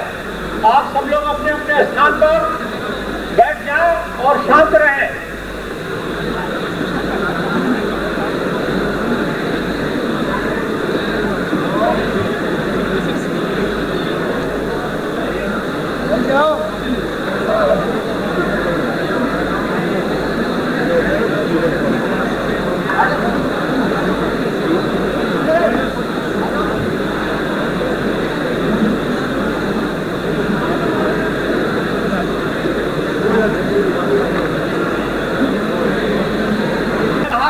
अध्यक्ष वैद्य देवेंद्र त्रिपुरा जी से आग्रह करूंगा कि डॉक्टर स्वरूप साहब का माल्यार्पण से स्वागत करें।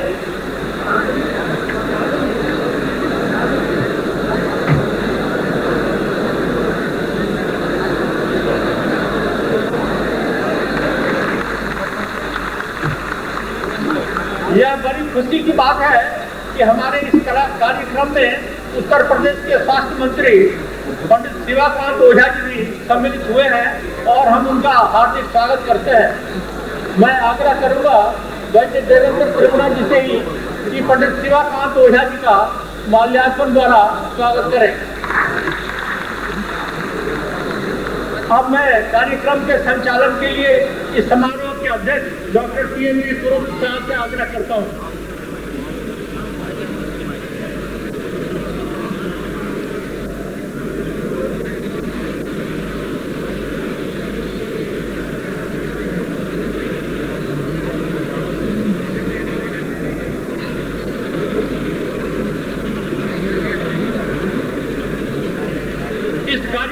अध्यक्ष डॉक्टर पीएनजी स्वरूप साहब की अनुमति से अब मैं आग्रह करता हूँ पंडित श्री राम शर्मा जी जिनसे आप सब लोग परिचित हैं और जो आयुर्वेद जगत के देदीप्यमान नक्षत्र है, वो एक पंडित शिव शर्मा स्मारक व्याख्यान माला के अंतर्गत आज अपना व्याख्यान उपस्थित करेंगे आचार्य पंडित श्री राम शर्मा जी।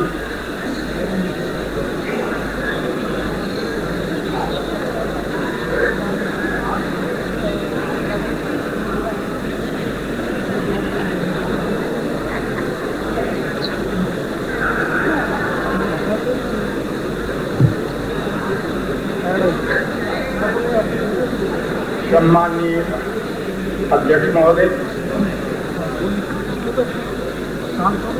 डॉक्टर उषा, श्रद्धेय आचार्य श्री बृहस्पति देव जी त्रिगुणा, परम सम्माननीय उत्तर प्रदेश के स्वास्थ्य मंत्री माननीय श्री ओझा जी, महासम्मेलनाध्यक्ष वैद्य देवेंद्र कुमार जी त्रिगुणा, आचार्य छामाणी जी, हमारे भारतीय चिकित्सा पद्धतियाँ और होम्योपैथी विभाग की सचिव श्रीमती शांता शास्त्री जी, आदरणीय विद्यार्थी शिव कुमार जी मिश्रा, सभी समुपस्थित दिग्गज, बड़ा कृतज्ञ हूँ आयोजकों का जिन्होंने मुझे आज आप लोगों के समक्ष दो शब्द कहने का और श्रद्धेय स्वर्गीय पंडित श्री शर्मा जी के प्रति अपनी शब्द कुसुमांजलि अर्पित करने का अवसर दिया। यत्प्रभा पटलोद्भाषि भाष्यतेऽद्यापि भूतलम् आयुर्वेदात्मकं ज्योति शाश्वतं न प्रकाशितम्। आदरणीय हमारे विद्यापीठ अध्यक्ष महोदय, उभय और उभय महासम्मेलनाध्यक्ष महोदय आचार्य त्रिगुणा जी, स्वागताध्यक्ष माननीय पंडित बनवारी लाल जी शर्मा,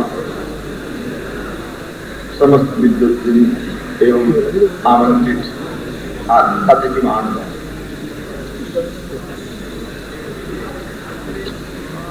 पूज्य पंडित शिव शर्मा जी का स्मरण होते ही एक ऐसे महापुरुष का चित्र सामने उपस्थित होता है जिसने अपने जीवन में महाकवि भर्तृहरि की कुसुमस्तव कश्येव द्वयि वृत्ति मनस्विना मूर्धनिवा सर्वलोकस्य शीर्यते वनदेव वा, इस उक्ति को अक्षरतः चरितार्थ किया। जीवन का कोई ऐसा क्षेत्र नहीं रहा जिसे स्वर्गीय पंडित श्री शर्मा जी ने स्पर्श न किया। वे जिस क्षेत्र में गए अद्वितीय रहे। स्वर्गीय पंडित श्री शर्मा जी आजीवन आयुर्वेद की प्रतिष्ठा रक्षा, उसकी उन्नति और प्रचार प्रसार के लिए संघर्ष करते रहे और अनेक विकट परिस्थितियों में भी वे अपने सिद्धांतों से विचलित नहीं हुए। अनेक विरोधों के रहते हुए भी उन्होंने कभी अपनी शालीनता, मृदुभाषिता और विनोदप्रियता को नहीं छोड़ा। आयुर्वेद के संबंध में उनके तर्क इतने अकाट्य होते थे कि विरोधी भी उनका लोहा मानते थे। आयुर्वेद के प्रश्न पर बड़े से बड़े प्रभावशाली व्यक्ति के विरोध का भी वे परवाह नहीं करते और अपना पक्ष बहुत सशक्त और प्रभावशाली ढंग से प्रस्तुत करते थे। वे आयुर्वेदिक आदि के विज्ञान, तकनीक और वैज्ञानिकों के विरोधी नहीं थे, किंतु आयुर्वेद की शिक्षा और चिकित्सा की संपूर्णता के लिए उनका सदैव आग्रह रहा। उनका मानना था कि हम अपने विज्ञान के आधार पर ही जनता में अपनी प्रतिष्ठा को सुरक्षित रख सकेंगे। यदि हम दूसरों का आश्रय लेकर आगे बढ़ेंगे तो हमें कोई नहीं पूछेगा और इससे हमारे विज्ञान का भी बहुत नुकसान होगा। पूज्य पंडित जी साधारण से साधारण व्यक्ति को भी बहुत सम्मान देते थे। वे कभी किसी की निंदा नहीं करते वे अपने भाषण या लेख में किसी अप्रमाणित वाक्य को स्थान नहीं देते थे। एक समय की बात है कि उन्हें अपने किसी लेख में ब्रह्मचर्य तपसा देवा मृत्यु इस वाक्य का उद्धरण देना था। इस वाक्य हम सभी अनेक बार उद्धरण देते हैं और स्वर्गीय पंडित जी ने हमें अनेक बार इस वाक्य का प्रयोग किया होगा, किंतु उस वक्त उन्हें यह स्मरण नहीं रहा कि किस वेद से है। उनका रात्रि में फोन आया कि तुम्हें स्मरण है क्या कि ये वाक्य किस वेद का है। मैंने निवेदन किया कि पंडित जी ये तो मुझे स्मरण नहीं है, मैं कल कॉलेज में जाकर और देखकर आपको निवेदन कर दूंगा। प्रातःकाली पंडित जी का फोन आ गया कि तुम कर्त मत कर, तुम तो यदि मुझे बताते तो शाम तक बता पाते, और मुझे मेरे टाइपिस्ट को डिक्टेशन अभी सुबह ही देना था, तो मैंने रात में कुछ ग्रंथों को देख लिया और डॉक्टर घाणेकर जी की सुभाषित साहित्य नाम की पुस्तक में मुझे मिल गया। ऐसी थी उनकी तत्परता और प्रत्येक शब्द को जांच और तोड़ करके लिखने की उनकी आदत। पूज्य पंडित जी का ग्रंथाध्ययन अत्यंत स्तुति था। वे विभिन्न विषयों और विभिन्न भाषाओं के ग्रंथों का सतत अध्ययन और मनन करते रहते थे। वे एक बार जिस ग्रंथ को पढ़ लेते इसकी मुख्य मुख्य बातें सदा के लिए उनके स्मृति पटल पर अंकित हो जाती। संस्कृत, हिंदी, उर्दू और अंग्रेजी भाषाओं पर उनका समान अधिकार। उनके जैसी भाषा की प्रांजलता और लालित्य बहुत कम विद्वानों में ही पाया जाता। पूज्य पंडित जी का आयुर्वेदीय शिक्षा के साथ आजीवन संबंध रहा। वे सर्वप्रथम सन 1927 में दयानंद आयुर्वेदिक कॉलेज लाहौर में प्राध्यापक बने और वहां 2 वर्ष तक अध्यापन कार्य करने के पश्चात अपने चिकित्सा व्यवसाय की व्यस्तता के कारण उन्हें प्रत्यक्षतः अध्यापन कार्य छोड़ देना पड़ा। किंतु आयुर्वेदिक ग्रंथ, उनकी टीकाओं का लेखन, विभिन्न शास्त्रीय संभाषा परिषदों की अध्यक्षता, देश विदेश के विश्वविद्यालयों में वैज्ञानिक व्याख्यान, केंद्र और राज्य स्तरीय अनेक समितियों की अध्यक्षता एवं सदस्यता, देश के अनेक विश्वविद्यालयों की आयुर्वेदिक फैकल्टियों और वैज्ञानिक परामर्शदाताओं की समितियों की सदस्यता आदि के रूप में वे निरंतर शिक्षा के साथ जुड़े रहे। वे मृत्यु से 2 दिन पूर्व ही मुंबई विश्वविद्यालय की आयुर्वेदिक फैकल्टी के निर्विरोध डीन निर्वाचित हुए। ये हमारा दुर्भाग्य था कि वे इस पद का कार्यभार नहीं संभाल सके। पूज्य पंडित जी की संगठन शक्ति अद्भुत थी। वे अधिक से अधिक लोगों को साथ लेकर चलते थे। इस संबंध में वे किसी प्रकार के मानापमान का भी विचार नहीं करते। अखिल भारतीय आयुर्वेद महासम्मेलन का जो स्वरूप आज हम देख रहे हैं, उसके बनाने में पूज्य पंडित जी की त्याग, तपस्या, दूरदर्शिता, उदारता, बुद्धिमत्ता, प्रखर पांडित्य और कुशल व्यक्तित्व का बहुत बड़ा योगदान है। पूज्य पंडित जी समाज के सभी वर्गों से सम्मानित थे। साधारण जन से लेकर राजा, महाराजा, मंत्री, मुख्यमंत्री, प्रधानमंत्री, राष्ट्रपति तक उनकी चिकित्सा में रहते थे। विदेशों में भी वो बड़े आदर्श थे।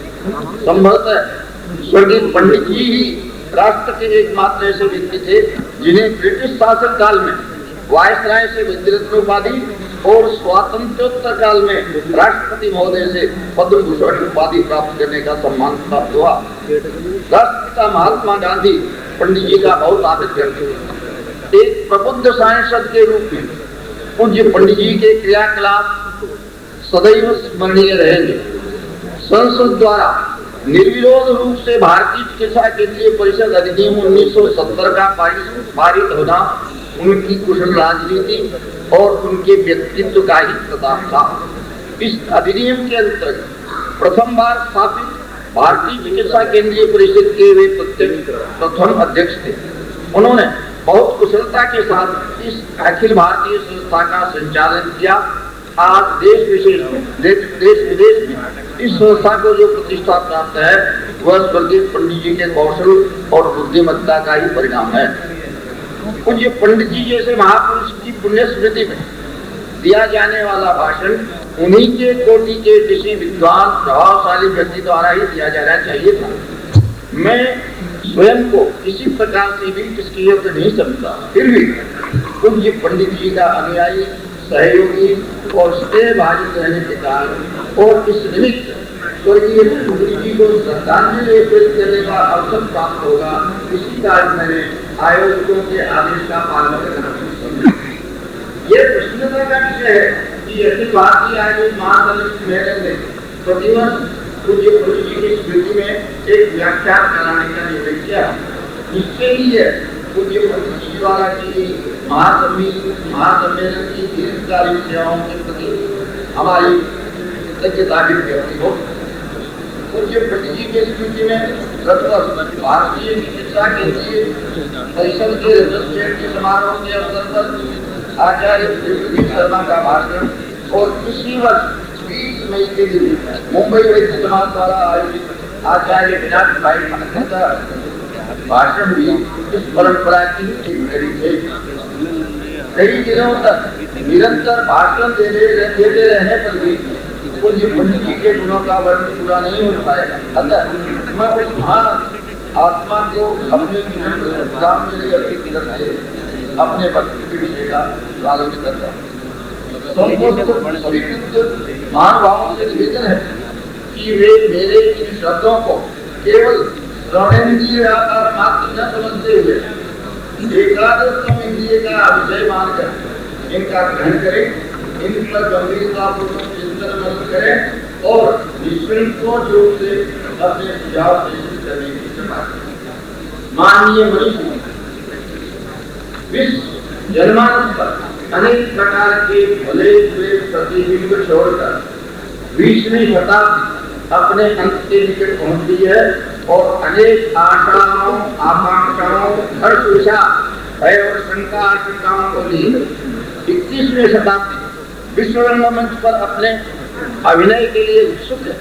विश्व के ज्ञान, विज्ञान, विद्या, उद्योग, व्यापार, व्यवसाय, शांति, प्रेम, सहस्य, हिंसा, दंभ, अहंकार, उग्रवाद, आतंकवाद सब अपने अपने तरीके से आगामी शताब्दी का स्वागत करने और अपने संकल्पों और योजनाओं को क्रियान्वित करने की तैयारियों में जुट गए।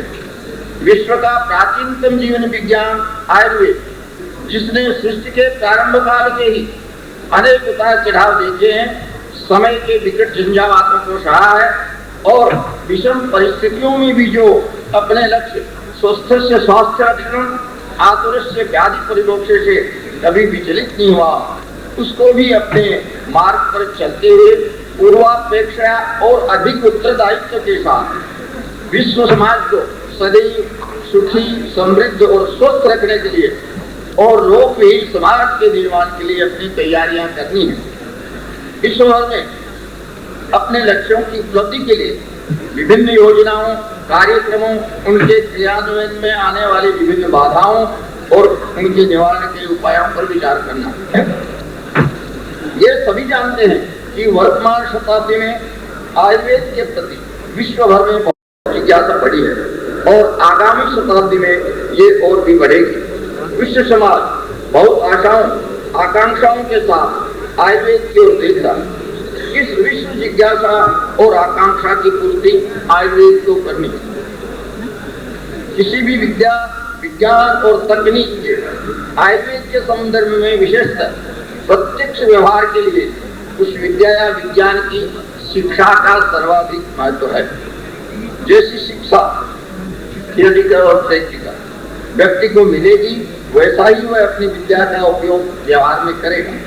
इसी प्रकार उस व्यक्ति के ज्ञान, विज्ञान अथवा विद्या का समाज में मूल्यांकन उस विज्ञान या विद्या के समाज हित में किए गए उपयोग या व्यवहार के द्वारा ही किया जाए।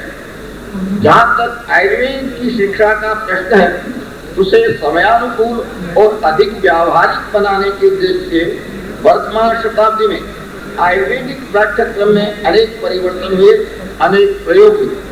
ये प्रयोग और परिवर्तन अपने उद्देश्य की पूर्ति में कहाँ तक सफल हुए, ये विषय अभी भी विचारणीय है। लगभग 25 वर्ष पूर्व भारतीय चिकित्सा केंद्रीय परिषद की स्थापना के पश्चात आयुर्वेदिक शिक्षा के संबंध में जो उपलब्धियां हुई, उनमें 3 बातें मुख्य रूप से उल्लेखनीय हैं। एक, परिषद की स्थापना के पूर्व देश में 100 से भी अधिक प्रकार के पाठ्यक्रम और परीक्षाएं चलती थी। उन सबको समाप्त कर एक ही प्रकार का पाठ्यक्रम बनाकर पूरे देश में लागू किया गया और उसे शासकीय मान्यता प्राप्त हुई। 2. आयुर्वेद शिक्षा को विश्वविद्यालय स्तर प्राप्त हुआ। वर्तमान में देश में कहीं भी विश्वविद्यालय के माध्यम के बिना आयुर्वेदिक शिक्षा की मान्यता नहीं। आयुर्वेदिक शिक्षा संस्थाओं के लिए एक ही प्रकार के स्तर और मानदंडों का निर्धारण किया गया और पूरे देश में उन्हें लागू किया। यहाँ ये बात ज्ञातव्य है कि अब तक देश की कोई भी शिक्षण संस्था इन मानदंडों का पूर्णतः पालन करने में सफल नहीं हुई है और ये एक गंभीर विचारणीय विषय बना हुआ है। आयुर्वेद के पाठ्यक्रम को अधिक विस्तृत, उपादेय और समयानुरूप बनाने के लिए छात्रों और वैद्य समाज की ओर से समय समय पर अनेक बार मांगे उठी और उनके अनुरूप परिवर्तन भी अनेक बार हुए। ये परंपरा आज भी चालू है और आयुर्वेदिक पाठ्यक्रम इसी प्रक्रिया के अंतर्गत गुजर रहा है। यहाँ ये कहने में भी संकोच नहीं होना चाहिए, इतना सब होने पर भी हमारा पाठ्यक्रम सबको संतोष दे सके ऐसा नहीं बन पाया और न ही उससे निकलने वाले स्नातक समाज की आकांक्षाओं को सर्वांशतः पूर्ण कर पाए। ये भी एक कटु सत्य या विडंबना ही रही है कि जब जब हमारे पाठ्यक्रम में परिवर्तन की मांग उठी तब आर्थिक व्याधियों और व्याधियों की आर्थिक व्यवस्थाओं की चिकित्सा के लिए निदान और चिकित्सा के क्षेत्र में विकसित विशाल ज्ञान का लाभ उठाने के लिए राष्ट्र की स्वास्थ्य सेवा योजनाओं और परिवार नियोजन कार्यक्रमों में आयुर्वेद के पूर्ण योगदान के लिए विश्व के 90 के वैज्ञानिकों को हमारे विज्ञान की बातें उनकी भाषा में समझाने के लिए इत्यादि कारणों से प्राय एक ही बात सामने आई कि एलोपैथी का कितना और अधिक अंश हमारे पाठ्यक्रम में जोड़ दिया जाए जिससे हमारे स्नातक अपनी चिकित्सा में अधिक से अधिक और कानूनी तौर पर उस पद्धति के आप व्यवहार कर सकें। ये मांग एक आध बात को छोड़कर कभी नहीं उठी कि हमारा पाठ्यक्रम और उसके अध्ययन को ऐसा बनाया जाए जिससे स्नातक आयुर्वेद विज्ञान के तत्वज्ञ, निष्ठावान और पूर्णतः उसके सिद्धांतों के अनुसार जनता की चिकित्सा और स्वास्थ्य रक्षा करने में समर्थ हो। उपर्युक्त स्थिति का ही परिणाम है कि हमारे अधिकांश स्नातक एलोपैथी की ओर अधिक आकर्षित होते हैं और इसी कारण शासन, समाज के बहुत से लोग और हमारे कुछ बंधु भी हमारे स्नातकों पर यह आक्षेप लगाते रहते हैं कि हमारे अधिकांश स्नातक अपनी चिकित्सा में 90 से 95% एलोपैथी औषधियों का उपयोग करते हैं। इतना ही नहीं, वे स्वयं को वैद्य कहलाने की अपेक्षा डॉक्टर कहलाने में गौरव का अनुभव करते हैं। उनके पास जाने वाले अधिकांश रोगी यही समझते हैं कि हम एलोपैथ डॉक्टर से अपनी चिकित्सा करा रहे हैं। हम जो भी कहें, जन साधारण का यह कथन और हमारे स्नातकों के प्रति उनकी भावना सर्वथा असत्य एवं उपेक्षणीय नहीं है। हमें इस विषय पर गंभीरता से सोचना होगा और इसके कुछ प्रतिरोधक उपाय भी खोजने होंगे। केवल आरोप लगाने मात्र से अथवा हमारे पाठ्यक्रम में अधिक से अधिक एलोपैथिक विषयों को बढ़ा देने से और हमारे स्नातकों को एलोपैथिक चिकित्सा करने का कानूनी अधिकार दिला देने मात्र से इस समस्या का हल नहीं होगा। चिकित्सा अनुसंधान, भेषज निर्माण, भेषज पादप संरक्षण, जन स्वास्थ्य सेवाओं में हमारा योगदान और देश विशेष में आयुर्वेद का प्रचार प्रसार, ये सब कार्य हमारी शिक्षा पर ही निर्भर है। हमारे स्नातक जिस प्रकार का ज्ञान और अनुभव प्राप्त करेंगे उसी के अनुरूप उनके कार्यकलाप होंगे।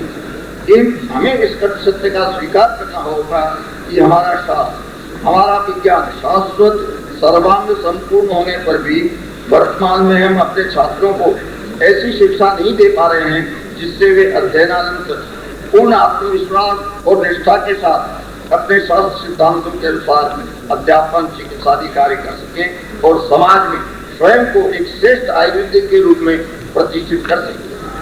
वर्तमान समय की स्थिति और भविष्य की आवश्यकताओं, उपलब्ध सुविधाओं और बाद में आने वाले व्यवधानों आदि पर गंभीरता पूर्वक विचार करते हुए हमें अपने पाठ्यक्रम, पाठ्य विधियां, प्रवेश योग्यता, शिक्षण संस्थाएं, स्वयं के छात्रों एवं अध्यापकों का चयन, अनुसंधान कार्य, विशेष निर्माण, जन स्वास्थ्य सेवा में हमारा योगदान आदि कार्यों और योजनाओं को एक ऐसी दिशा देनी होगी जिससे हमारे स्नातक समाज की स्वास्थ्य संबंधी आवश्यकताओं को पूर्ण कर सकें और समाज को निरोग, स्वस्थ एवं सुखी बनाने में अपना पूर्ण योगदान दे सकें।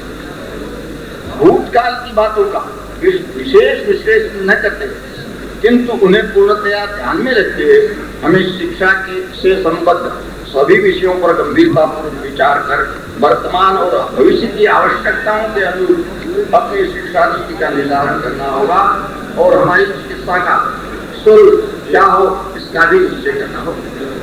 किसी भी शास्त्र या विज्ञान की शिक्षा के संबंध में विचार करते समय मुख्यतः निम्नलिखित 5 बातों को ध्यान में रखना होता है।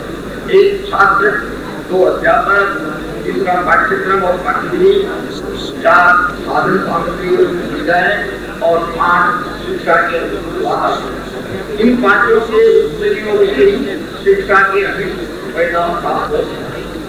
आयुर्वेदिक शिक्षा के संदर्भ में बहुत प्राचीन काल से ही हमारे आचार्यों ने अध्ययनार्थी छात्रों के चयन का बहुत सुंदर निर्देश दिया। जैसे अध्यात्म ने चित्तबुद्धिराचार्य शिक्षण में वालतल परिचय तद्यथा विश्रांतन आचित प्रतिष्ठम अक्षित्र कर्माणं विष्टु मुनाता वर्षम सजीवं अविकृत दर्शनोषम सुखोषम अमीहिनम सीमंतम अनाहिंसितम वेदांतम तद्वित्य पूजम अथवा तद्वित्य वृत्तम तत्वाभिनिवेशनम अभ्यापन नेन्द्रियम निवृत्तम अनुद्गतम अर्थतत्वभावकम अल्पोपनम अभ्यचलिनम शील शौचाल दारानुरागदाक्षिदाक्षिण्यम उपपन्नम अध्ययनाभिकामम अर्थविज्ञाने कर्मदृष्टे च अनन्यकार्यम अदुग्धम अननसम सर्वभूते देशनम आचार्य सर्वात्मनिकारकरम अनुलक्ष्य एवं संवितम अध्यात्मकम आहु। इस प्रकार के गुण वाले छात्र को पढ़ाना चाहिए। ये हमारे आचार्यों का निर्देश है, उनका उपदेश। यहाँ ये जातक हमारे आचार्यों द्वारा विशिष्ट परीक्षा निर्बुद्धम सुबद्धम भौतिक के अनुसार उनकी ये दूसरी बार परीक्षा होगी। इससे पहले जो छात्र संस्कृत व्याकरण दर्शनादि शास्त्रों को अध्ययन करने के पश्चात ही आएंगे ये अध्ययन के लिए आते थे और वहाँ पर तत्विद्य भाषाओं में आचार्य इसी प्रकार की उनकी परीक्षा करने के प्लान की उन्हें अपने छात्रों की शिक्षा देते थे। अतः बहुत कठोर परीक्षण के पश्चात ही छात्रों को आयुर्वेद का अध्ययन के लिए लिया जाता है। वर्तमान में इस प्रकार की योग्यता वाले छात्रों का उपयोग होना ही बहुत कठिन है और यदि कुछ मिले भी तो वर्तमान शासकीय और विश्वविद्यालयीन नियमों के अनुसार अध्यापन संस्थाएं और आचार्य इस प्रकार की परीक्षा करने के लिए अधिकृत नहीं। आज के छात्र की संपूर्ण योग्यताएं उसकी प्रवेश परीक्षा के परिणाम के अंकों में समाहित होती है। हमें उनसे अलग हटकर कुछ करने का स्वातंत्र नहीं। वर्तमान में हमारे स्नातक पाठ्यक्रम के लिए निम्नलिखित प्रवेश योग्यता अंग्रेजी और विज्ञान विषयों के साथ संपूर्ण संस्कृत विश्वविद्यालय की उत्तर मध्यमा परीक्षा या राजस्थान माध्यमिक बोर्ड की वरिष्ठ उपाध्याय परीक्षा अथवा तत्सम अन्य संस्कृत परीक्षा। तो विज्ञान विषयों फिजिक्स, केमिस्ट्री, बायोलॉजी के और संस्कृत विषयों के साथ शासन मान्य 12वीं कक्षा की आयुर्वेद अध्ययन के लिए संस्कृत भाषा के श्रेष्ठ ज्ञान की आवश्यकता का सभी स्वीकार करते हैं, किंतु जब प्रवेश के संस्कृत की परीक्षाओं की अनिवार्यता की बात आती है तो अधिकांश लोग उसका विरोध करते हैं। उनका आग्रह 12वीं कक्षा की अनिवार्यता के लिए ही होता है। यहाँ एक विचित्र बात यह भी है कि 12वीं कक्षा के आधार पर प्रवेश का निर्धारण करते समय योग्यता का निर्धारण करने के लिए केवल वरीयता का निर्धारण करने के लिए केवल विज्ञान विषयों में प्राप्त गुणांकों का ही गणना की जाती है, बाकी के विषयों की कोई कीमत नहीं है वहां। इस स्थिति को देखते हुए हमें उपर्युक्त योग्यताओं में यत्किंचित परिवर्तन कर अपने अनुकूल प्रवेश योग्यता का निर्धारण करना होगा। संस्कृत, अंग्रेजी और विज्ञान विषय इन तीनों का समान महत्व रहे, इस प्रकार का पाठ्यक्रम बनाना होगा। मेरे विचार से अंग्रेजी और संपूर्णानंद संस्कृत विश्वविद्यालय की उत्तर मध्यमा, राजस्थान माध्यमिक शिक्षा बोर्ड की वरिष्ठ उपाध्याय अथवा शासन मान्य तत्सव अन्य संस्कृत परीक्षा को प्राथमिकता देनी चाहिए। इस प्रकार की संस्कृत परीक्षाओं के संचालकों से अनुरोध करना चाहिए कि वे अपनी परीक्षा के साथ 12वीं कक्षा के स्तर के विज्ञान और संस्कृत विषयों को जोड़ दें और ऐसे विद्यालयों को ही अध्यापन की अनुमति दें जहां विज्ञान विषयों के प्रात्यक्षिक कर्माभ्यास की पूर्ण सुविधा उपलब्ध हो।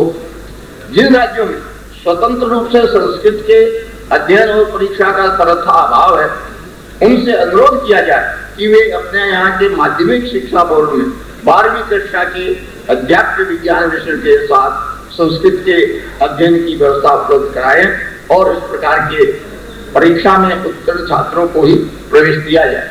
मैं निवेदन करूं कि आज माननीय श्री मुरली मनोहर जोशी जी, जो कि इस विभाग के मंत्री हैं, उनसे भी मैंने कुछ निवेदन किया था कि आप सब राज्यों को ऐसा निर्देश भिजवाएं कि प्रत्येक राज्य में 12वीं साइंस कक्षा के साथ संस्कृत विषय लेने की सुविधा उपलब्ध रहे।